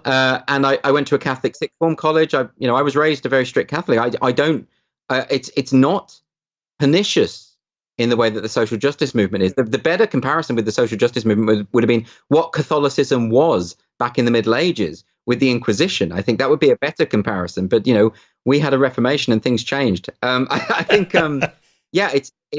it's funny, isn't it, when you get to that position where suddenly you're considering, maybe when we send our kids to universities in the current system, they're going to come out less educated when they went in. I mean, this is, or they're going to be end up coming out indoctrinated into this system. And this is why free speech is so important. We're going to have these conversations about, for instance, the discourse surrounding anti-racism. And more often than not, everything is misrepresented in this argument. I mean, you've just mentioned this funding that Jack Dorsey is blindly giving to Kendi to promote this in schools, right? And what they will say, the proponents of anti-racism, what they call anti-racism, is that anyone who disagrees with them or opposes it is therefore a racist, because it's built into the language of the phrasing, anti-racist. Why wouldn't you be anti-racist? We're all anti-racist, right? But of course, in order to oppose actual racism, you have to be opposed to anti-racism, because anti-racism, the discourse promoted by Kendi and the likes, makes our society more racist. Now, unless they accept that is everyone I know who is opposed to anti-racism and opposed to Kendi's point of view is also opposed to racism. It's actually built. It's important. It's an important part of it. But we can't have that discussion because we have that barrier with this clever use of rhetoric. It's similar with Black Lives Matter. You have a problem with Black Lives Matter. Are you saying that Black lives don't matter? No. I'm saying that I don't think capitalism ought to be abolished and that the nuclear family needs to be disintegrated. This is the point. So you need to have the conversations, and there needs to be an understanding of nuance. I'm particularly disturbed by anti-racism because Kendi says it explicitly. He says, that this idea of racist and not racist is a false dichotomy. That you have to be that actually to be. He says it. If you are not racist, to be not racist is a form of racism. He says that quite explicitly. So this is the problem, right? The anti-racist discourse is making our society more racist. It's going to do more harm than good, probably with all the best of intentions, probably, but that doesn't matter. And we have to be able to have the discussion without the accusation of racism thrown casually around. That is an accusation that should only be used when there is incontrovertible evidence, because it's a very serious accusation. And I find this whole area very, very disturbing. Absolutely. I mean, to me, the least interesting thing about a person is how much melanin they have in their skin. So the analogy I use, like Neil deGrasse Tyson's a good friend, that he is a black physicist. I mean, I don't even think of him like that. I mean, he doesn't want to be thought of as like the black astrophysicist. He's just an astrophysicist. But in Kendi's world, there's no colorblind. I'm being racist by denying his blackness and his black culture that's different from my white culture, and that makes me a racist. It's very sad. It's this critical race theory and the disciples of that movement, the social justice movement, have rehabilitated racial thinking to an extreme level where now it is the first thing that people think about. They're encouraging people to see things through the prism of race, gender, sexuality, identity, just obsessively. And it's a very sad step backwards. It's incredibly regressive. And I do believe that we need to reclaim that ideal of colorblindness as a really, really beautiful humanitarian thing. And it isn't to ignore racial or cultural difference. It isn't to demean it. It isn't to pretend they don't exist and say, I don't see color in a literal sense. It is, like you say, you just don't treat people differently on that basis, and it's not the thing you think of first when you think of a human being. That there's more to us than. I find it very, very depressing, and what I find particularly sad is I know there are a lot of bad actors, and there are a lot of people within the social justice movement who are in it for themselves, and they see this as a big industry. There's a lot of way to make an awful lot here, but I also fear that an awful lot of the people promoting this stuff are good people who have bought into this myth of these invisible power structures in society, that everything is underpinned by white supremacy. They bought it, and that makes it more frightening, because when good people become religious zealots, it means that they can do evil and think they're good. They'll think they're on the side of the angels while they're setting fire to the heretics. That's scary. Right. Saving their souls from Satan. Yeah. Yeah, exactly. They're doing it for your own good. I like to remind people that, up until 1967, it was illegal for blacks and whites to marry in America. This is the famous Loving case that went to the U.S. Supreme Court. And after that, then the polling data shifted pretty quickly. By the 90s, it was well over 50% were in support of interracial marriage. Now I think they don't even ask anymore, because pretty much everybody says, whatever, dude, who cares what anybody's race is. Anyway, so I'm going through these books, and last week I read Uncomfortable Conversations with a Black Man. It's a former NFL player named Emmanuel Acho. He's a Nigerian black, first generation in America. His parents immigrated, and I saw him on this TV show, The Bachelor. And anyway, then I see he was an NFL player. Now he's a sports commentator. Anyway, okay, I'm going to read this guy's book. So basically, he gets to the section on interracial marriage. Now, mind you, he was just the sort of guest host of the end of this season of The Bachelor, in which the first African-American bachelor happened. And it came down to two women, a black woman and a white woman, and he picked the white woman. Well, this white woman, she's 24 now. When she was 17, I think, she went to an antebellum party with her girlfriends in the South. That's where she's from. And took some selfies or whatever and posted them, and of course now it comes back to haunt her. You must hate blacks and you're racist because you went to this antebellum party. And well, first of all, she's sitting there on the couch with this guy, the black guy, going, I'm in love with this guy. Okay, how racist could you be and be in love, okay. And then, but now he dumped her because of this. He says, that's it. You have work to do. You have much work to do. And how many nights of sleep did you lose during the season waiting for these pictures to emerge? He said, none. I wasn't even thinking about it. I'm a 17-year-old with my girlfriends taking selfies at a party dressed up. I'm not a racist, and they're like, that you would go to a party like that makes you a racist. It's like, what can you possibly do with that? Well, I think it's to do with this divorcing of racism and intent. That's the first thing. I think that, for me, an act of racism has to have intention at its absolute heart. I don't believe in this idea that you can be inadvertently racist. I think you can cause racial offense inadvertently or thoughtlessly or that kind of thing, but I don't think that makes you a racist. I think that's a very important distinction that needs to be reclaimed and re-understood. I think when it comes to these parties, it's absolutely clear. The example you've given there, that's not a racist person. A lot of this kind of stuff about dredging through someone's past, it just exemplifies the complete lack of the potential for forgiveness or the potential for context. This idea that you can't look at something from the past with a different eye and say, well, we did things differently then. We saw that recently with the banning of Dr. Seuss. It's like, well, the man was born in 1904. The idea that he would have the same values as 21st century intersectionalists makes absolutely no sense. And by the way, people are perfectly capable of understanding that and reading his books with the context of history. We've had this with Enid Blyton in the UK, people saying she's racist, homophobic, etc. You had it with John Wayne, that old Playboy interview from the 1970s where he said things that by our standards, yes, absolutely are offensive and awful. But he was born in, what was it, the late 1800s or something? God knows. The idea that things don't change over time, it's completely historically illiterate. And all of these old photos and stuff, I just think it's ridiculous. We had it in this. I know Justin Trudeau seems to get away with it, though.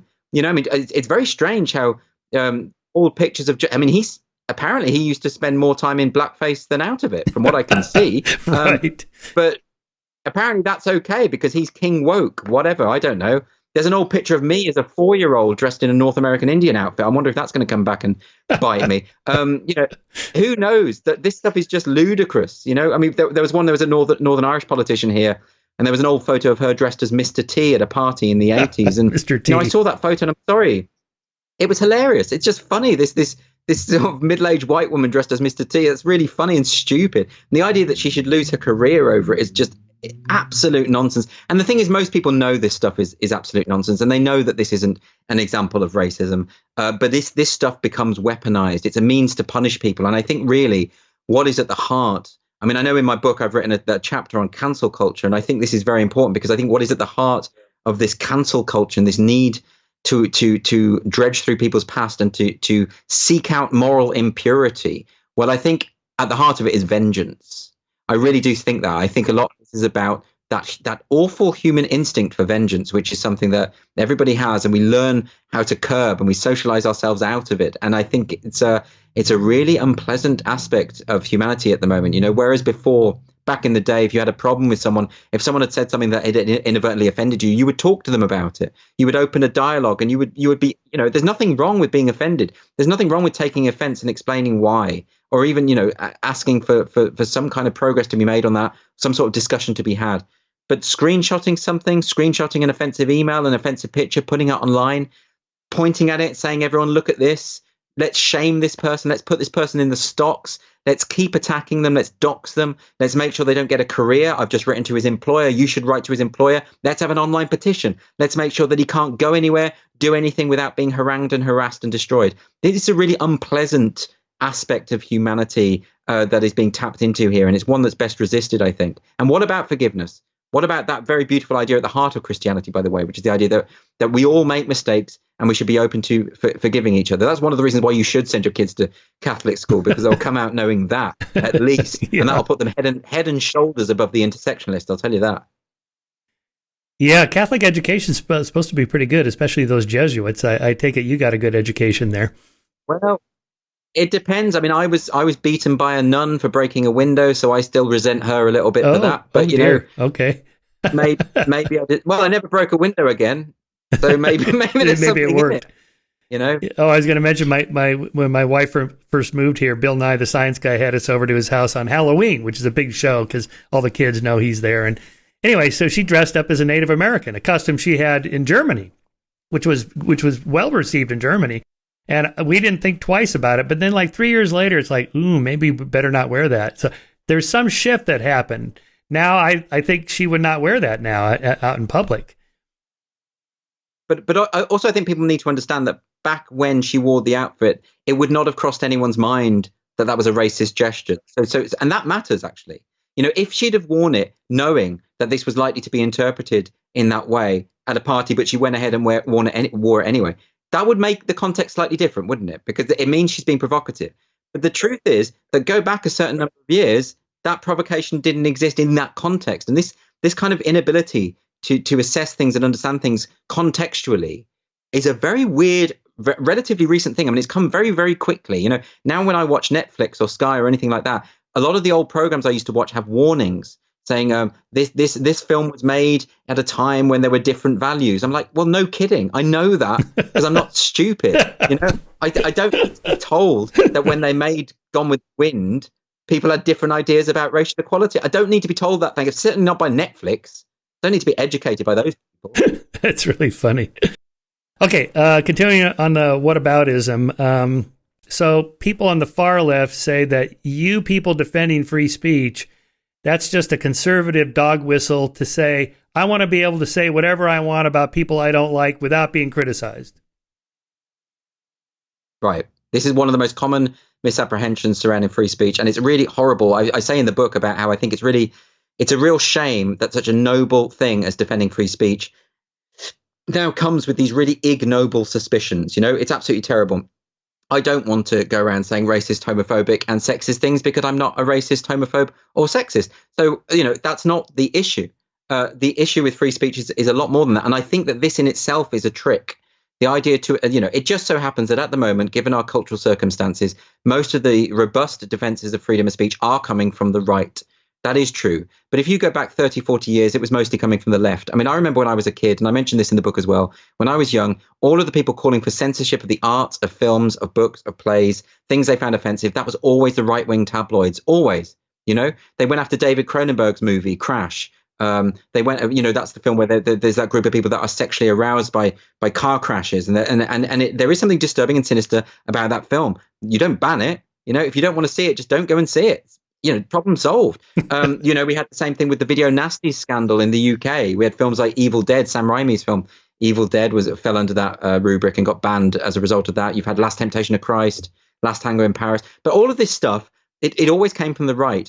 All of the things now that are calling for censorship of sitcoms, for instance, or comedy routines, or even movies and representation in movies, all coming from the left, or at least people who identify as left, right? So that's a big shift. But what that does show you is that the censorial impulse is not restricted to a left or right thing. Actually, this is completely not partisan. The protection of free speech has nothing to do with left and right. It is in the interests of people on the left and the right to defend it. It shouldn't matter where your allegiances lie. It just so happens that the Biden administration at the moment isn't going to do anything about big tech censorship because big tech is broadly in keeping with their own values at the moment. But this is a very myopic way of thinking of things. It's very short-sighted because, in about 10 years' time, maybe Silicon Valley isn't going to be aligned with the Democrats. And maybe you're going to regret not doing something about it when you had the chance, So this idea of left and right, I think, is a red herring. I think it's taking us in completely different ways. And the other thing to remember, when someone says that free speech is a racist dog whistle, there's even a book called Is Free Speech Racist, which is a ridiculous book by an academic here in the UK. So when people say that, what they're effectively saying is they're trying to undermine your defense of free speech by imputing or intuiting some kind of malevolent motive that you don't have. And therefore saying, well, we don't have to listen to you because we branded you a racist, neo-Nazi, all the rest of it, all those labels that they want to throw at you. And because it disobliges them of having to engage with the argument. It's a strategy. That's all it is. And it really needs to be resisted. I think it's, anyone who knows anything about argumentation and the basics of argumentation know that as soon as you intuit the motive of someone else without any evidence whatsoever, you have lost the argument. You're pretty much absolving it. You're pretty much taking yourself out of the argument because you can't win in that way. Anyone can play that game. Someone can come to me and say, you only defend free speech because you want the right to say sexist and homophobic things. And I can say, well, okay, well, I believe that you're secretly some evil, I don't know, dog rapist or something. I can just make something up and I can say, and therefore I don't have to talk to you. We can all play that game, I'm a gay person. I can always say that any criticism of me comes from a position of homophobia. I can say that. I can play that game. I could do that. And then I could say, well, and now I don't have to talk to you anymore because I've decided you're a homophobe. There isn't any evidence other than my perception of the fact that you've criticized me from a homophobic intent. Useless, right? So we have to get over that. We have to, and I think education is the key here, right? We should talk to kids, educate kids and make them understand. Throwing insults, guessing what someone else thinks and convincing yourself that you've got that kind of access to their mind. That's not how you argue. That's not how an adult behaves. I think all of this points more broadly to a kind of infantile culture that we seem to have developed where no one knows how to argue anymore. No one knows how to disagree politely anymore. And people just aren't talking to each other. When I talk to a right-wing person online, I'll have left-wing people coming to me and saying, oh, okay, so now you're one of them, or I don't think in these tribalistic terms. I don't buy it. I don't think in terms of left and right anymore. I think people should just be able to talk about the issues sensibly like adults. Really, really bothers me. As you can tell, I'm getting a bit het up, a bit no, this is great. I love your passion for free speech. Of course, I share it. Well, no, it's because I haven't eaten, and I'm a bit snappy. You just let me know if I'm getting a bit petty. Have another glass of wine. Have another glass of wine, Andrew. That'll chill you down a little bit. That wasn't wine. That was Diet Coke. Oh, okay, yeah, all right.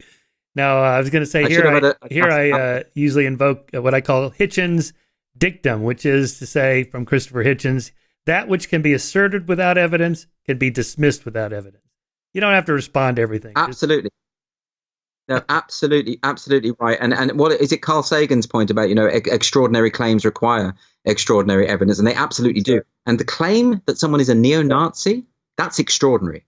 That's really extraordinary. And dangerous, and the claim too. That someone is a fascist, the claim that someone is racist, you better have some evidence for that. Not least because it's libelous.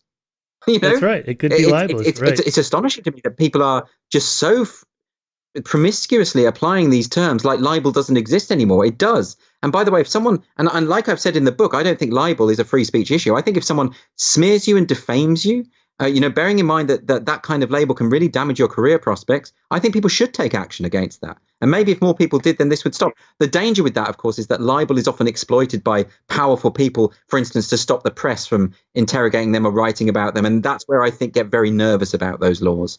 But I do think the casual way with which people are just, saying you're a homophobe. I get this all the time. The other day, someone saying, oh, you only I had exactly this. You only defend free speech because you want to make fun of gay people. Yeah, I probably do, but particularly my boyfriend. I think he would be the first. But yeah, this kind of assumption, hilarious. that people have. That's too funny. Ludicrous. That's too funny. I didn't even know you were gay, and I read your column all the time. Well, all right. So that's good. Well, because it's not a big deal. It's not important. No one cares. Right? It's like I was saying about the melanin thing. No one cares. It doesn't matter. Why should I go on about this stuff all the time? It doesn't matter. It's not who I am. It's like it's as boring to me as the fact that I'm right-handed or that I've got blue eyes. Right. It's that boring. Oh, the other thing I was going to mention about what bothered me about Emmanuel Acho's book, Difficult Conversations with the Black Man. In the section on interracial marriage and couples, he starts off sounding liberal, like, hey, wherever people find love is fine with me. But then he says, however, as a black guy, when I see a black guy with a white woman or a black woman with a white guy, I can't help but think, what's going on there? The brother's not good enough for you? The sisters are not good enough for you? Come on. I thought, really? Wow. Really? That is such a racist thing to say. It's racist. It's the very definition of prejudice. You are prejudging someone. You're making awful assumptions about people. Why would you do that? Why? I think that's a failure of education right there. This leap, the leap to the worst possible assumption. Why would that even cross your mind? I don't get that. Why would you see a couple and start making these awful divisive judgments about someone? What kind of that you're not, if you're doing that, you're not the good guy, right? And I think there's we need to really remind people of this. When we see all these activists online, these people who claim to be fighting for social justice, but they don't really know what it means. They're not the good guys. They're the most vicious, bullying, hectoring, awful people, and they will stop at nothing to destroy people's lives. That's not good behavior. That's not humane behavior. That's not compassionate. They can do these hashtags all they like be kind, and at the same time beat you over the head with a stick until you're dead. Just because you've got a hashtag doesn't make your abominable behavior any more acceptable. One of my favorite examples of this shift from the left defense of free speech to the right is Frank Zappa's appearance on CNN's Crossfire. This was like late 80s. Frank Zappa, the rocker. So he's on stage. Of course, they always have left and right there, and they're going at it. Makes for good television. And so he's defending free speech against a couple of grumpy old white conservatives, and it's just hilarious. He just owns them. It's like, they're just words. They're just words, sir. You need to get out more. And they're like, but the words are violence. And when you sang that thing in that rock song, this could lead kids to satanic cults, and it could lead to all sorts of horrible things in the decline of America and the moral fabric that holds us together. So let's just about the whataboutism. What about language as hate, and hate leads to violence, and violence leads to moral disintegration and so forth? I think that's a really important point. The example you've just given is a really interesting one, isn't it? Because I don't think that a lot of the intersectionalists and the activists of today realize how similar they are in outlook to the fusty conservative ideologues of 40 years ago. It is the identical idea. In our country, in the UK, you won't have heard of her, but we had a campaigner called Mary Whitehouse, who was a Christian right-wing campaigner against mostly TV, but also films and that kind of thing. And she set up a thing in the 60s called the Clean Up TV campaign. And all of at heart, what this was about was this idea that film, TV, entertainment, popular entertainment, books, plays, all of that had the capacity to corrupt the masses. In other words, the masses, they consume this stuff and they become morally corrupt, and they go out and they perform these evil acts. I remember there was a lot of this with Marilyn Manson back in the day from the Christian right, for instance, and you would get we had it in this country with the Life of Brian. There's always something like this. But traditionally, this has been coming from conservatives. Actually, when it comes from conservatives, more often than not, it's to do with the prudishness and being offended by something. And by the way, I think that's fine. I don't have any problem with people being offended at all. I think that is a perfectly legitimate human reaction to something you don't like. I can watch films, I find them offensive, and I just turn them off and decide not to watch them. That's the solution to the problem. What I don't do is I don't go out with a big placard saying no one else can see it because I'm upset by this. Everyone else has to stop. That's the wrong way round. And I think that the current intersectionalists have that Mary Whitehouse view, because their belief, and it is a belief, it's based on faith alone, is that mass media consumption has the potential to corrupt the masses. And here's the thing about that, and it is a key thing that I explore in the book. We know it's not true. The research is in on this. There have been 6 decades of research into media effects theory. The direct model of media effects theory has been completely debunked. And any kind of influences are dependent on all sorts of factors. I think this is something that really needs to, if you're going to claim that there is a direct causal link between mass media consumption and public behavior, you also have to explain why 6 decades of research tells us that that is not the case. You have to take on board that data and you have to debunk it. But no one's doing that. They're just saying, well, this does happen. Someone watches a TV program and they'll go out and kill someone. Or they'll take an example where someone has killed someone and it's maybe got elements of something from a film they watched. That isn't proof of causality. That's proof that that person has the capacity to watch films. That's right. All that does.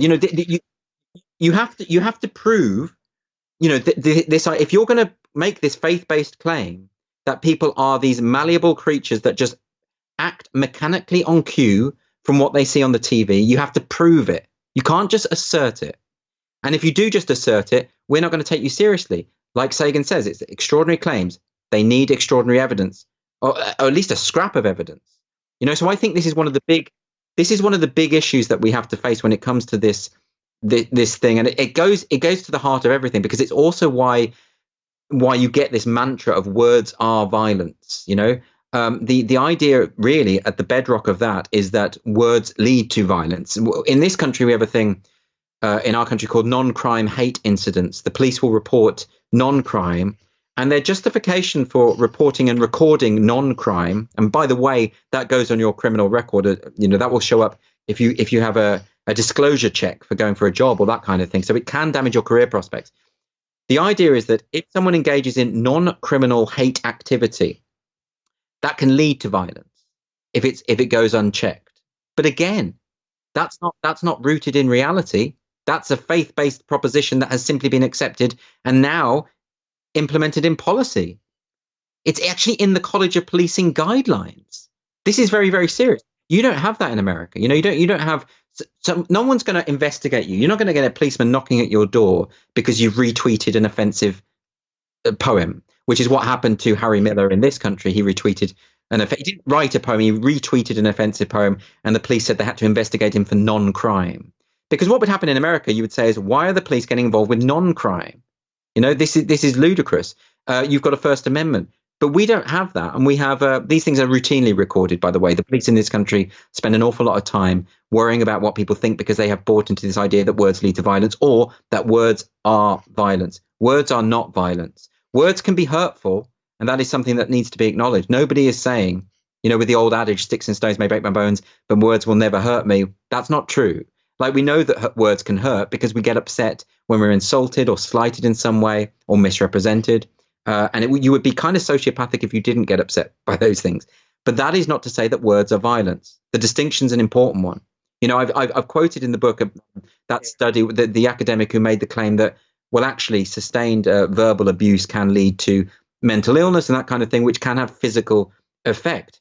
And therefore, it is legitimate to say that words are violence. But by that same logic, I could say, and I use this analogy in the book, if I'm short of money, if I'm going bankrupt and I'm being taxed by the government, and this is leading to mental health issues, which can lead to physical deterioration, can I then sue the government for taxing me? You literally anything can lead to those kind of problems. You have to draw a very clear line between words and violence. They are not the same thing, and it's frankly unpersuasive to claim otherwise. Let's talk about self-censorship. Would you ever use the N-word? I mean, I feel like I would not. And then people thought, so you're not a free speech fundamentalist because you won't use the N-word. It's like, no, that's something different. Well, we make the decisions about what words we use and don't words all the time. We have a filter, right? I haven't come on here and started saying things that I know will offend you. Why would I do that? That would be a really weird way to behave. It isn't. If If I had cause to use the word and I stopped myself from doing so, that would be an example of self-censorship. I have no cause. If I was teaching a class on Huckleberry Finn and I was reading from the book, I wouldn't censor myself. I would read the words out because that's an important part of the educational process. But I'm not teaching Huckleberry Finn, and I'm not, I have no cause to do so at this point. I don't go out of my way to offend people. And I don't understand why people do, but that's their decision. I do say in my book that I think people should have the right to be offensive if they want. If someone's abusive and offensive to me online, I'll just block them and move on with my life. But I'm not going to call the police on them. I'm not saying they don't have the right to be abusive to me. They do have that right. But that's not to say that I approve of the behavior, and that's a different thing. So the idea that just because words have baggage, and words do have the capacity to hurt. And if a word has a loaded history to it that is bound to cause hurt and upset, then why would I go out of my way to do it? But on the other hand, I don't believe in this idea of attacking people who've used the word in context, either when they're quoting. Wasn't there an academic in America who got fired for quoting a James Baldwin novel which used the word? Because, there's no racist intent to that, right? Then we go back to this idea of intent, right? It really matters. That's not a racist act. The word in of itself is not racist. It is what the intention behind the word is that makes it racist or not. And we all know the difference. That's the other thing. We all know. Like, I don't believe anyone thinks that academic was being racist. I think we all know when someone is using a racial epithet in order to abuse someone racially. We know the distinction between that and someone who is quoting a book. And so I think that, again, I think that's a kind of red herring. There are all sorts of expletives I could be using today during this conversation. I'm not going to do it because I'm aware you've got a YouTube channel. You don't want to get demonetized. There's all sorts of reasons why I make the choice. But at no point do I feel like I am self-censoring. At no point do I feel like, oh, I wish I would have said that, but I chose not to because that hasn't happened. And I believe in civility. I believe in decorum. I think we need to, that should be something we should be teaching our young, to be polite to people, because that's how you get somewhere. To be a free speech defender doesn't mean that you want to go charging out into society like a juggernaut and throwing epithets and insults at absolutely everyone, and to go back to the good old days when we can call gay people faggots or whatever. That's not what people are arguing for. No one's saying that. This is the other thing. Like, this is just not an argument that anyone serious is making. And it's a misrepresentation of the free speech defense to pretend that that's what people want. I really mistrust it. And I don't trust anyone who says, oh, you're only defending free speech because you want to be able to insult minority groups. That's not true.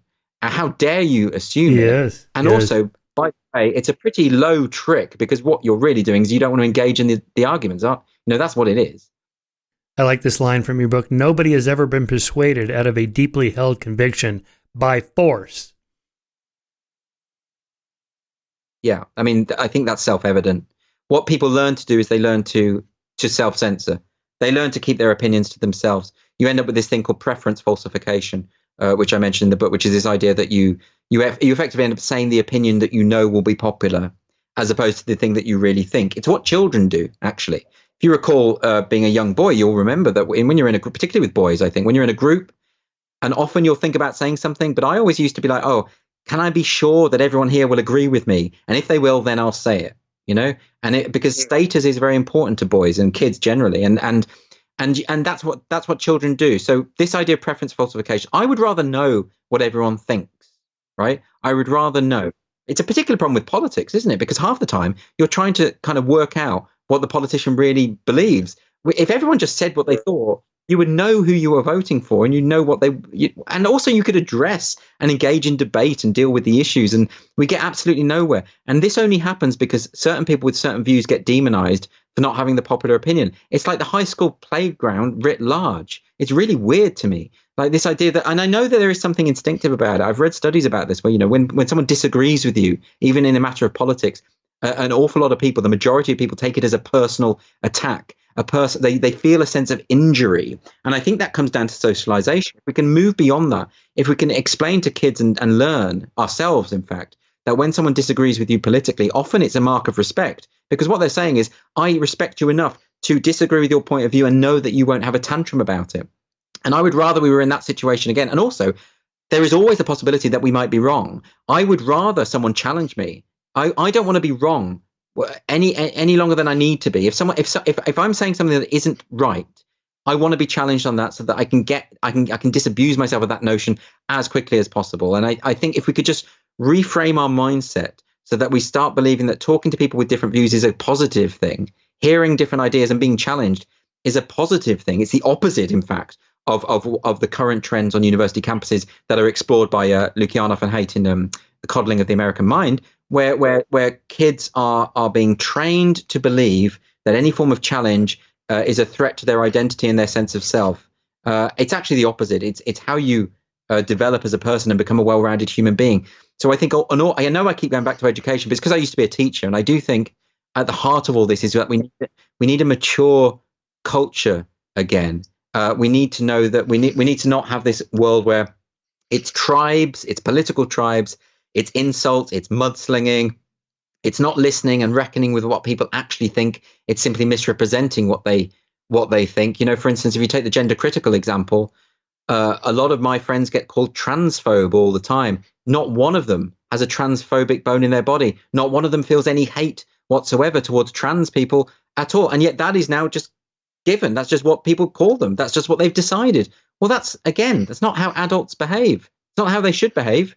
How do we reach this point? And I have to think that it's to do with activists ultimately getting too much of a foothold in the educational system. That's what I suspect is going on. And when do you think that started? In the 2000s? Well, I mean, you can trace it back to, I know there's all these political correctness. People talk about the long march through the institutions and the idea that that this has been going on for many, many decades. I don't think it is as planned as that. I mean, that always makes me think that there's a kind of conspiratorial feel about it, And actually, I think often these things just happen by accident, weirdly. There's just these fashions and trends and these concatenation of circumstances that go over the years. And, when I was at university, the postmodernist ideas and the Foucauldian ideas were just a given because it was trendy at the time. And then they kind of went out of fashion about 10 years later. And now they've gone back in with a vengeance, so I don't see it as a kind of planned thing as such.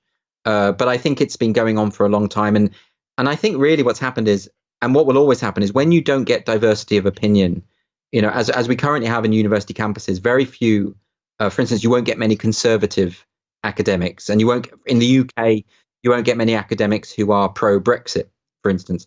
And I've cited a few studies in my book about this, where, if you're pro-Brexit in the UK and you're working on a university campus, most of them keep it to themselves because they fear that they won't get promoted. They won't get, in America, people fear that they won't get tenure, and they are eliminating their career prospects. I know some academics in America whose career prospects have been limited because of their political views or because of their failure to go along with this ideology, so there are actual ramifications for speaking the truth, and there are ramifications for challenging the orthodoxies of the time, and there always will be. And I kind of feel, particularly in higher education, that is a major problem. I talk to a lot of people who sort of feel that the universities are over, and that we're going to have to really rely on new institutions springing up, places like Ralston College, which is run by Stephen Blackwood in Georgia, and places like that. And I do support that thing. I think he's onto a winner there, and I think more and more people will do that. But not everyone has those kind of resources, and it's hard to do. But I really applaud what he's doing, and I hope more people do it, and that we can restore what education is about, because education is not about going to university in order to be indoctrinated with an ideological mindset. It's the opposite, because ideology by its nature means that you're not thinking for yourself. It means you are outsourcing your intellectual agency to a set of rules that someone else has penned. And I think that's it's the opposite of education as far as I'm concerned. So if you're in charge of, let's say you go back to University of Oxford where you got your doctorate, and you're in charge of the student group that invites outside speakers, and you can only bring in, say, 10 for the whole year, who do you invite? I mean, Milo Yiannopoulos, Charles Murray, we don't have to enable everybody to have a voice, but we want some diversity. Right. What's the standard? This is the point. So this myth, this idea that there are all these people saying that everyone has a right to a platform. Everyone knows that you don't have an automatic right to a platform. The idea that if you don't invite Milo Yiannopoulos to the university, you are therefore violating his free speech is an absolute nonsense. And I don't think he would think that his free speech was being violated by. I haven't been invited by all sorts of universities. My free speech is not threatened by that. It's absolutely fine, right? There is no automatic right to a platform. If I had the choice to have 10 people, that would be a fantastic opportunity, I think. What I would want to do is not just invite provocateurs, although I do like the idea of provocateurs. I think actually society needs the occasional provocateur. For instance, you take someone like Camille Paglia, who's I think a brilliant mind, and she can say things that do provoke. Sometimes she says things that I think that's way out there for me. But you want people like that. You want to be able to hear people like that. And actually, a lot of what she says is just makes a lot of sense. But I think if I were to have 10, I would have people from across the political spectrum. I would have people who could, seriously challenge each other without having a tantrum. I think I would draw the line at those who would just start calling everyone racist and storm off. Those are the ones I wouldn't invite, because I don't think they have adult minds. I think they have infantile minds, and I don't think they're capable of discourse. And this is the bane of my life, by the way. I've had this podcast called Culture Wars where I try to bring people on, and I always want to talk to what you'd call the woke. I want to talk to people like the Robin DiAngelos of the world. They never agree. They'll never come on and talk to me because they think that even the discussion is like a form of violence, because they're legitimizing the idea that they could be challenged. So, those aren't the sort of people that I would invite. I would invite people from across the political spectrum, and I would try to get a range of views, and I would most certainly invite people that might make students feel uncomfortable. I think that's key. I think you need to be shaken out of your certainty. A lot of young people have this incredible certainty, which they shouldn't have, because no one's right. Even as you get older, there's no one's right about everything. It's impossible, Right. And particularly when you're young and you basically don't know anything. It's just such a shame, I suppose, that period in your life coincides with your sense, your most arrogant phase. But of course, remember when you get out of that just by reading. Milo was on his American tour, and there was a big buildup to his appearance at UC Berkeley, home of the free speech movement, Mario Savio, who you quoted in your book. And the buildup to it was, all these students were marching and protesting, and we can't let them speak. And, as a professional public speaker for 25 years, I can tell you the only thing worse than protesters is an empty auditorium where no one cares that you're there to speak. Right. So it's like, just don't go. Milo would be crushed if he had an empty hall. It is so simple.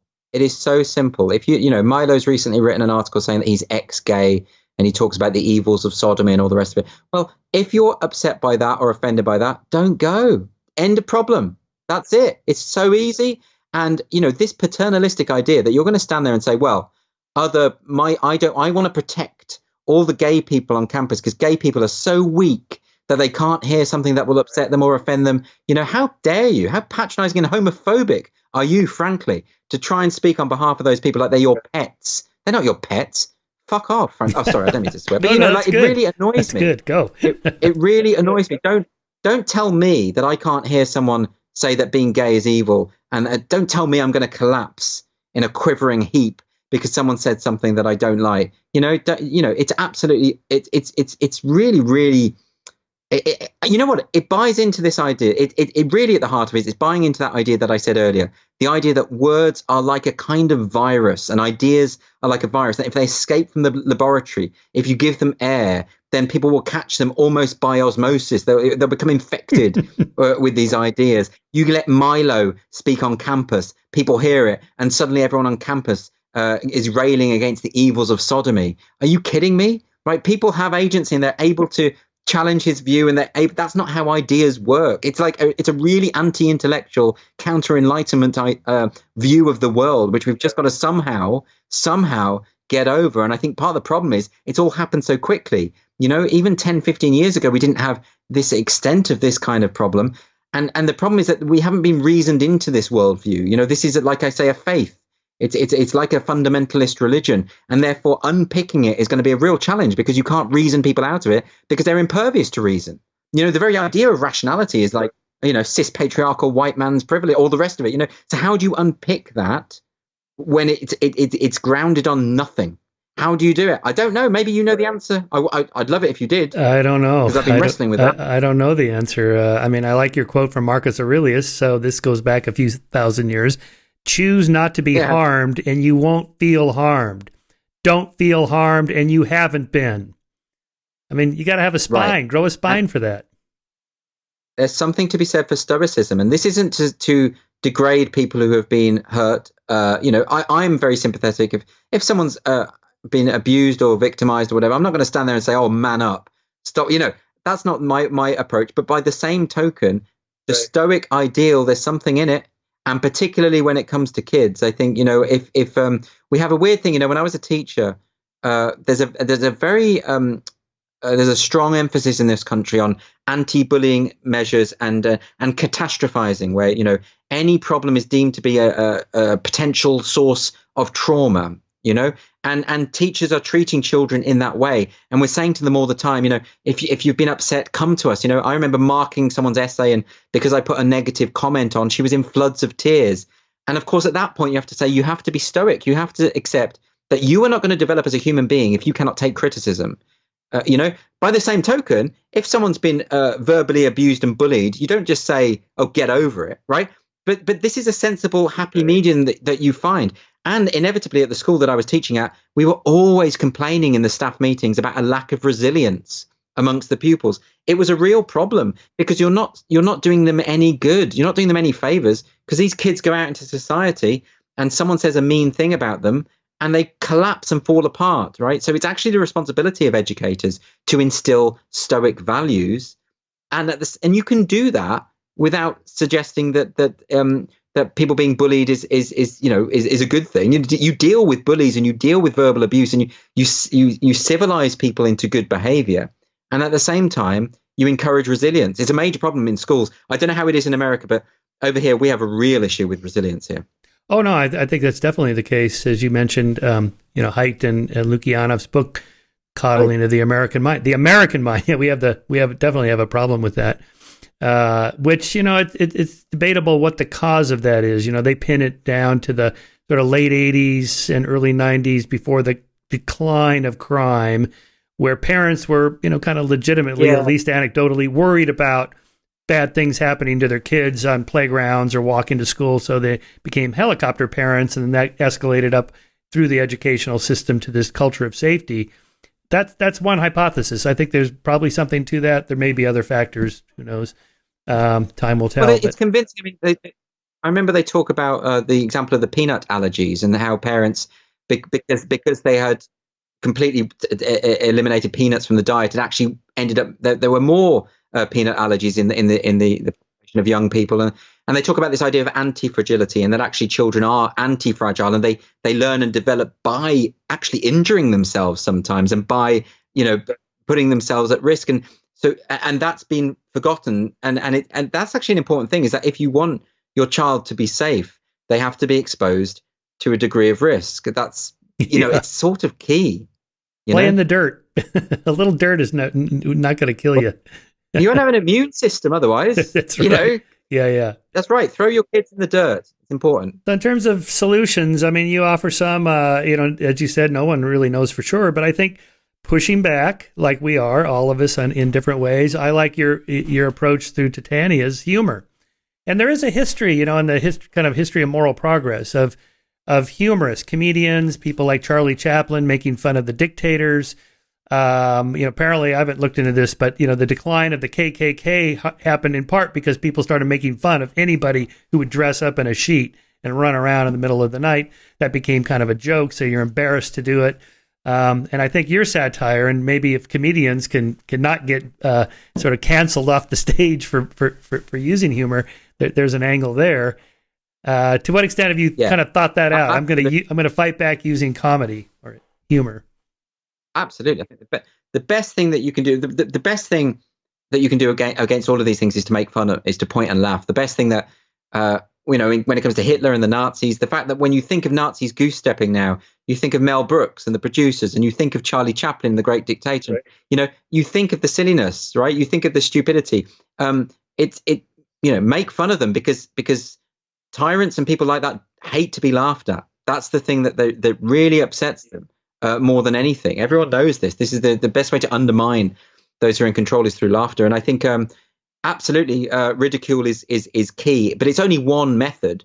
It's just a method that I instinctively am drawn towards because I've always been a stand-up comedian, and with Titania I wanted to satirize it, and the sheer level of venom and vitriol and anger, people really hate me for doing this, and that kind of shows me that I'm doing something right, because if it wasn't the case that they could detect in Titania something about themselves, they wouldn't get so angry. I think they get angry because they know I'm right. I think they know that some of their behavior is absurd. I think they know it. You're calling them out on it. You're saying the emperor has no clothes. That somebody has to stand up and do that. I remember that scene. Like you say, the problem is a lot of comedians don't. A lot of comedians won't do it because they fear that they're not going to get on Netflix. They're not going to get on the BBC. They're not going to get commissioned if they attack because Netflix, the BBC, all of those things are systemically woke. They are. They're completely. But what I would say to people is always, we live in the digital age. You can generate an audience without those mainstream outlets, and you can generate a pretty big audience as well. And I think the more people, and more I'm getting it now. So when I started doing Titania, and I was also doing another character that was often mocked the woke side of this debate, and I was getting a lot of flack from comedians. Now I became a kind of pariah figure on the comedy scene in the UK. Comedians really hate me for this. A lot of them. I lost a lot of friends as a result of it. But more and more, I'm getting messages, usually private messages from comedians saying, just to say I really like what you do, and I can't say it out loud or in public, but keep doing it. And the more, and then I'm noticing more and more comedians openly making fun of this stuff as well. And it eventually it will happen. There'll be a kind of tipping point where people will realize that it's safe to do it, and you won't get cancelled, and you won't get, I haven't been cancelled. I do what I do. I'm able to make a living through what I do. Sure, there are some comedy clubs that would never book me in a million years. That doesn't mean I've been cancelled. That's a price worth paying to be able to say what I think and make fun of the things I want to make fun of. Of the many explanations for the Trump phenomenon, which is probably overdetermined at this point, one of which somebody pointed out is when Obama schooled him or owned him at that White House correspondent dinner when he was making fun of the birthers, and then next Donald's going to be tracking down whether we really went to the moon, and it kind of went on like that. Everyone in the room was laughing, which you're supposed to do. It's a send up evening, and Trump is just sitting there just glaring, looking like I'm going to get this guy. There's a moment where they had the Lion King video as Obama's birth. If you remember this bit, and the thing about it is, so I've heard a lot of people say this, and of course it's speculation, and no one knows what's going on in Trump's mind. But I mean, there's something quite persuasive about this idea. Some people have said to me that was the moment he decided to be president. And you'll notice when he became president, one of the first things he did was to start to undo everything that Obama had done, Obamacare and the rest of it. And there is that. So look, I don't know. That could be wrong. But the narrative's quite appealing, isn't it? Because just from what we know, I mean, look at even like tyrants of today, like someone like Erdogan in Turkey. He'll lock you up if you mock him. He tried to get a German satirist extradited because of a video he'd made about him. So, those people hate to be laughed at. And when you mock, you're mocking someone who's in power when they are able to unleash penalties against you. When, the fact that I won't get booked in all sorts of clubs and all sorts of things, clubs that I used to be booked at, by the way, the fact that can happen shows you that actually I am punching up against a powerful force here. The difficulty is that they will claim to be the underdogs, and they'll also misinterpret what I'm doing. The key misinterpretation I always get is that I'm punching down at minority groups because I joke about issues relating to identity, sexuality, race, gender. But I am never mocking minority groups. I'm always mocking the powerful social justice activists who claim to speak on behalf of minority groups and insist on patronizing them in that way, and have an awful lot of power in society while claiming to be the victims, and are offended about absolutely everything, even if there's nothing offensive about it.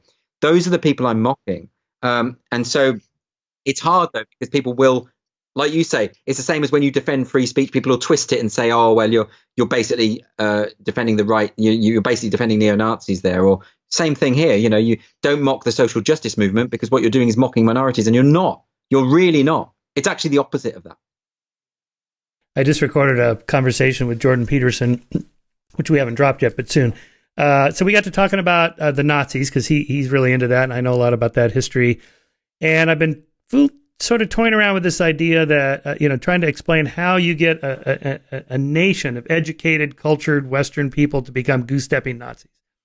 Okay, well, I mentioned Hugo Mercier's book, Not Born Yesterday. So he has a section on this where he argues that they never had a majority. Most Germans were not goose-stepping Nazis.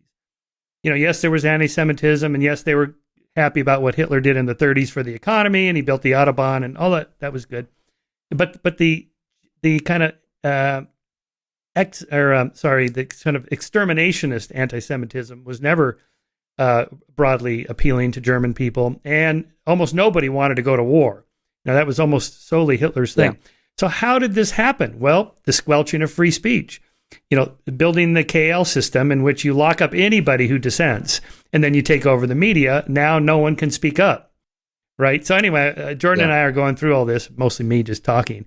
And then he says, this is why I put my foot down at Bill C-16, as if somebody should have done this with Hitler in early 1933 before he started passing all these laws. I thought, okay, interesting.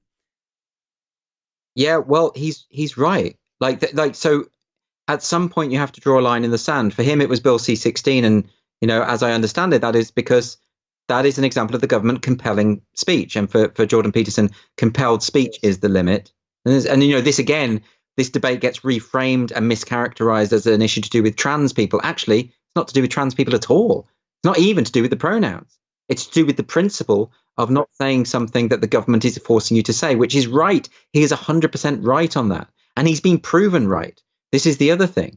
So I think, you're absolutely right. When it comes to the rise of Nazi Germany, a really good book to read on this is Richard Evans' book, which I read recently, The Coming of the Third Reich, which is about, he painstakingly goes through the increments, how this happens in a piecemeal way. And there are a succession of different elections. And then there's the Reichstag fire. And then, there's one thing after another. And you can see it because we have the benefit of hindsight. We know where this is going. And you're like, no, stop this. At some point, someone should have said, someone shouldn't have said, oh, let's make Hitler chancellor, because that might appease that faction of parliament, because we can see where that's going to go. They couldn't see it. They thought they were disempowering Hitler ultimately by making him chancellor. That's the tragedy of history. And it's the same, Jordan Peterson is continually citing Solzhenitsyn and the Gulag Archipelago. And there's a moment in that where he talks about, why did no one stop this? Why did no one, because they had the numbers, they could see these people being taken away by the truckload and people just letting it happen. And of course, at some point you do have to, and I don't mean to catastrophize, and I don't want to say, oh, we're all heading for the gulags and this is where we're going. But I do think that you do have to be able to detect. You certainly have to have red lines. You have to be able to say, no, that's a step too far. And just learn from history, and just decide where those red lines are and take a stand. And whenever you take that stand, it's always going to be hard. And I think the vitriol and abuse that Jordan Peterson sustained after his stance on Bill C-16 shows you how hard it is, because he was the first one who was taking a stand against that, but he was dead right, and it was important for him to do so. And there is always going to be that element of sacrifice, and there is always going to be casualties to that. And I say this all the time when it comes to cancel culture, is that more and more people have to say, no, I'm not going to accept this. The same with critical race theory in businesses, in corporations. People have to stand up and say, no, I'm not going to go to your workshop about unconscious bias, which has been completely discredited by all of the studies into it. Right? No, I'm not going to do that. I'm not going to play along. I'm not going to announce my pronouns at the start of this meeting because you demand that I do, and it takes bravery, because it's not even about the pronouns. It's about the fact that you are expected to express an ideological adherence at the start of a meeting, because that's what's really going on there. It's not about the pronouns, right? So to have the guts to say, no, this is morally wrong and I'm not going to do it. It's hard, and a lot of people are going to get fired and a lot of people are going to get but if you don't, the lessons of history teaches us where this leads, and it's not pretty. No, when I was writing my book about the Holocaust deniers, and David Irving had that $1,000 bet to anybody that could produce the Führer order, Where did Hitler order the extermination of the Jews? Well, of course he didn't, because that's not how it works. It started back in 1934. Right. Let's sterilize the feeble-minded. Okay, and then maybe we'll expand it to include the physically handicapped. And by the way, the work-shy, they're not helping the nation either. And then, well, while we're sterilizing them, well, there's some that are pretty weak. Let's just kind of give them an overdose.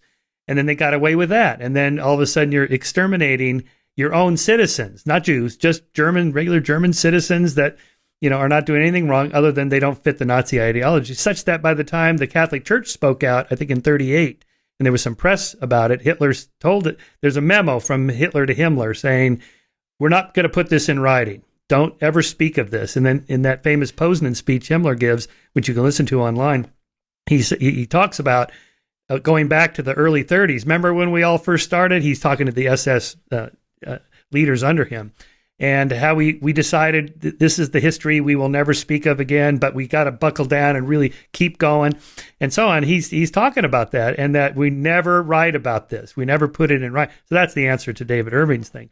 But the larger point here is that it's a gradual process. You start just, and the Nazis at Nuremberg said, where'd you get this idea of sterilization? We got it from America. California sterilized something like 74,000 people in the course of a few decades. It's like, oh, right, we were doing that, the Americans. Yeah, that's right. And so now we had more laws and checks in place, and didn't have a dictator take over to cancel all that stuff. But the moment you start down that pathway, that's why you got to stop it early. Absolutely. I think it's about principle. And I think it's also about some kind of arrogance that we have that, well, we won't make the mistakes that they did, or our society couldn't possibly become totalitarian. That couldn't possibly happen here because, and I think that probably comes from being so comfortable, from living in a civilization where we've got everything we could ever want. We've got incredible healthcare. We're much more well off. Even poor people today are rich by comparison to the poor people of 100 years ago. So we have all of these amenities, and we think we've got all the answers, and we just believe that our civilization cannot break down and cannot descend. And I think it's arrogance. I think human beings don't change. We haven't changed for thousands of years. We have the same impulses. We have to guard against those same excesses of people who seize power in particular. We always have to be vigilant. And I suppose the reason I was writing the book is not to catastrophize. It's not to say we're definitely, we're in this major crisis point and everything's about to fall apart and we're going to get a dictator. I'm not saying that. I'm saying without vigilance, the first thing to go will be the principle of free speech.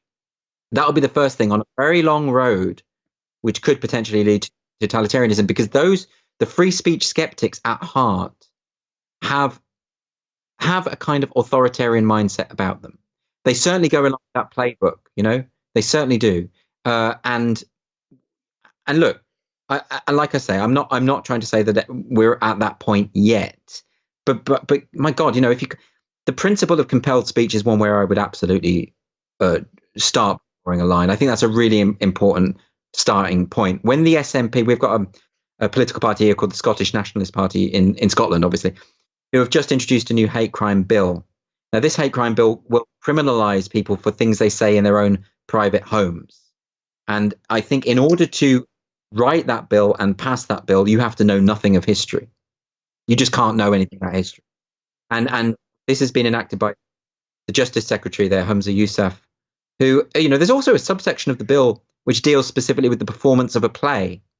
So you could put on a play, someone could say that offends me and that is stirring up hatred, and then the play will be stopped, investigated by the police, and potentially you could serve jail time for it. Now, of course, always what the defenders of these things will say is, well, look, no one's going to do that. No one's going to shut down a play just because you're offended. No one's going to criminalize you for some old uncle at your family dinner saying a racist joke. That's, we will have common sense. Well, actually, I don't want those things on the statute books that depend on the common sense of people in power, because that's very short-sighted. You don't know what the common sense of the people in power in 20 years' time will be. So don't put it on the statute books. Don't give them that leeway to exploit this stuff. It's incredibly myopic. It's very, very scary. But those are the sort of things. That's why I would take a stand against the SNP. I would take a stand against any kind of hate speech laws whatsoever, which is actually in the UK is a very controversial thing to say, but less so in America. But But I think it's important to say no. That the line should be that the state has absolutely no business policing what its citizens say or think. How about that? For a principle that we can all just agree on. If we can just agree on that, then we can get somewhere. But we're not even there yet. We're not even there because we are overrun by an ideology which believes the opposite, and that's scary to me. What was the name of that movie about the East German Stasi where everybody was turning each other in, including family members, and then it all kind of fell apart at the end? The Lives of Others? The Lives of Others, The Lives of Others? That was such a powerful film to show you how it kind of just eats away at everybody's brain. Like maybe I should maybe they're going to turn me in, and then everybody's looking at each other. This is no healthy way to live. Well, this is another reason why cancel culture is so pernicious. And the real reason is that if you were to take anyone's past emails, text messages, things they've said, just the whole lot, you could condemn anyone. You could find a case against anyone because the way people joke with each other, talk to friends, it's devoid of all that context. All that context is out of the window, right? You know, some of the way I joke with my friends, I wouldn't put it online because my friends understand the context of our relationship and they know when I'm being serious and they know when I'm not and all the rest of it. So anyone could potentially be damned. And this is why it's very dangerous when you start trawling through things people have tweeted 10 years ago to try and build a case against them. It's deeply unsettling. Yeah, like that case against Donald McNeil at the New York Times, the science writer who got essentially fired or asked to resign because he used the N-word in the context of telling interns what words not to use. But he didn't say N-word. Another good example. Yeah, another good example where the intention is clearly not racist. And I don't believe anyone who was calling for his resignation thought it was. I don't believe they thought it was. I just can't think. But that's what happens when people invest a word with that capacity and forget about intent. You know, context doesn't matter. This is why I don't want this stuff on the statute books. Because, you know, when we've had prosecutions in this country, you've got to remember in the UK, people have actually served jail time for jokes. That has actually happened in this country, you know, and context never matters. You know, when the Marcus Meekin case occurred in Scotland in this country, this was a man who made a comedy YouTube video where he taught his girlfriend's pug dog to do a Nazi salute, to raise its paw. And he did this comedic video, which offended a lot of people. Well, you know, if you're Jewish and you have relatives who died in the Holocaust, I could understand why you would be offended by that video. But the video it was a joke. It was still a joke, whether you were offended or not. Now, he's now got a criminal record. He was prosecuted in a court of law. And when he was prosecuted, the prosecutor said openly, your intention doesn't matter. The context doesn't matter. The fact that you explain the context in the video, you explain the joke in the video, doesn't matter. We've just decided that it has the capacity to stir up hatred and therefore you can be prosecuted. It's very dangerous, that stuff. And that's already set in UK precedent. Wow. So I wonder how a Charlie Chaplin film making fun of dictators by showing dictatorial action like that would be if that was offensive to somebody. But that's the whole point, is to make fun of it. The funny thing is that a joke about a pug behaving like a Nazi, the joke is very squarely on the Nazis there. Yes, of course. Right? So, right. There's no way that neo-Nazis are going to thank you for training your dog to do a Nazi and mock their leader. There's no way that's going to happen. In fact, the Gestapo arrested a Finnish man during the war for training his dog to do a Nazi salute and calling him Hitler. Really? The Gestapo dropped that case. So this is what's funny about what was his name? Tor something. I wish I could remember his name. Anyway, it's easy to find. So this Finnish guy, and the Gestapo dropped the case in the end because they realised how ludicrous it was. But the Scottish government didn't. Right? God. That's utterly nonsensical. Yeah. Andrew, I can't believe we've come to this point. Well, we've been going over 2 hours. I don't want to go all Joe Rogan on you, so let me read the final paragraph from your. I didn't even know. That's how much I've enjoyed the conversation. 2 more hours and we'll have it wrapped up. No. 2 more. Have a marathon. I'm going to read the final paragraph from your book at page 98. You see, I love a nice short book like that. It's really effective. Yep. 30 years ago, any would-be Cassandra would have been derided had she claimed that a time would come when police would routinely investigate citizens for non-crime, when students would be demanding protection from unpleasant ideas, or when mainstream politicians would be calling for the criminalization of private conversations in the home. Such prognostications would simply have been dismissed outright. Yet, here we are. It may be that in another 30 years we will have resigned ourselves to self-censorship and conformity to the status quo. Perhaps all art will be a form of ideological reinforcement, with eccentricity and free thinking seen as quirks of a half-forgotten time. Perhaps we will learn to live under the continual supervision of the state, tempering our every utterance in accordance with the accepted script. Such a scenario seems inconceivable to those who have not learned the lessons of the past. For the rest of us, it is surely worth stemming the momentum of this new illiberalism. While we should celebrate progress, we need to be able to recognize the forces of regression that usurp its name. Even if we fail, at least we can say, we tried. Andrew Doyle, thank you for your work. Thanks for this beautiful book. Thanks for your great words. Really appreciate it. Thank you very much. Thanks a lot.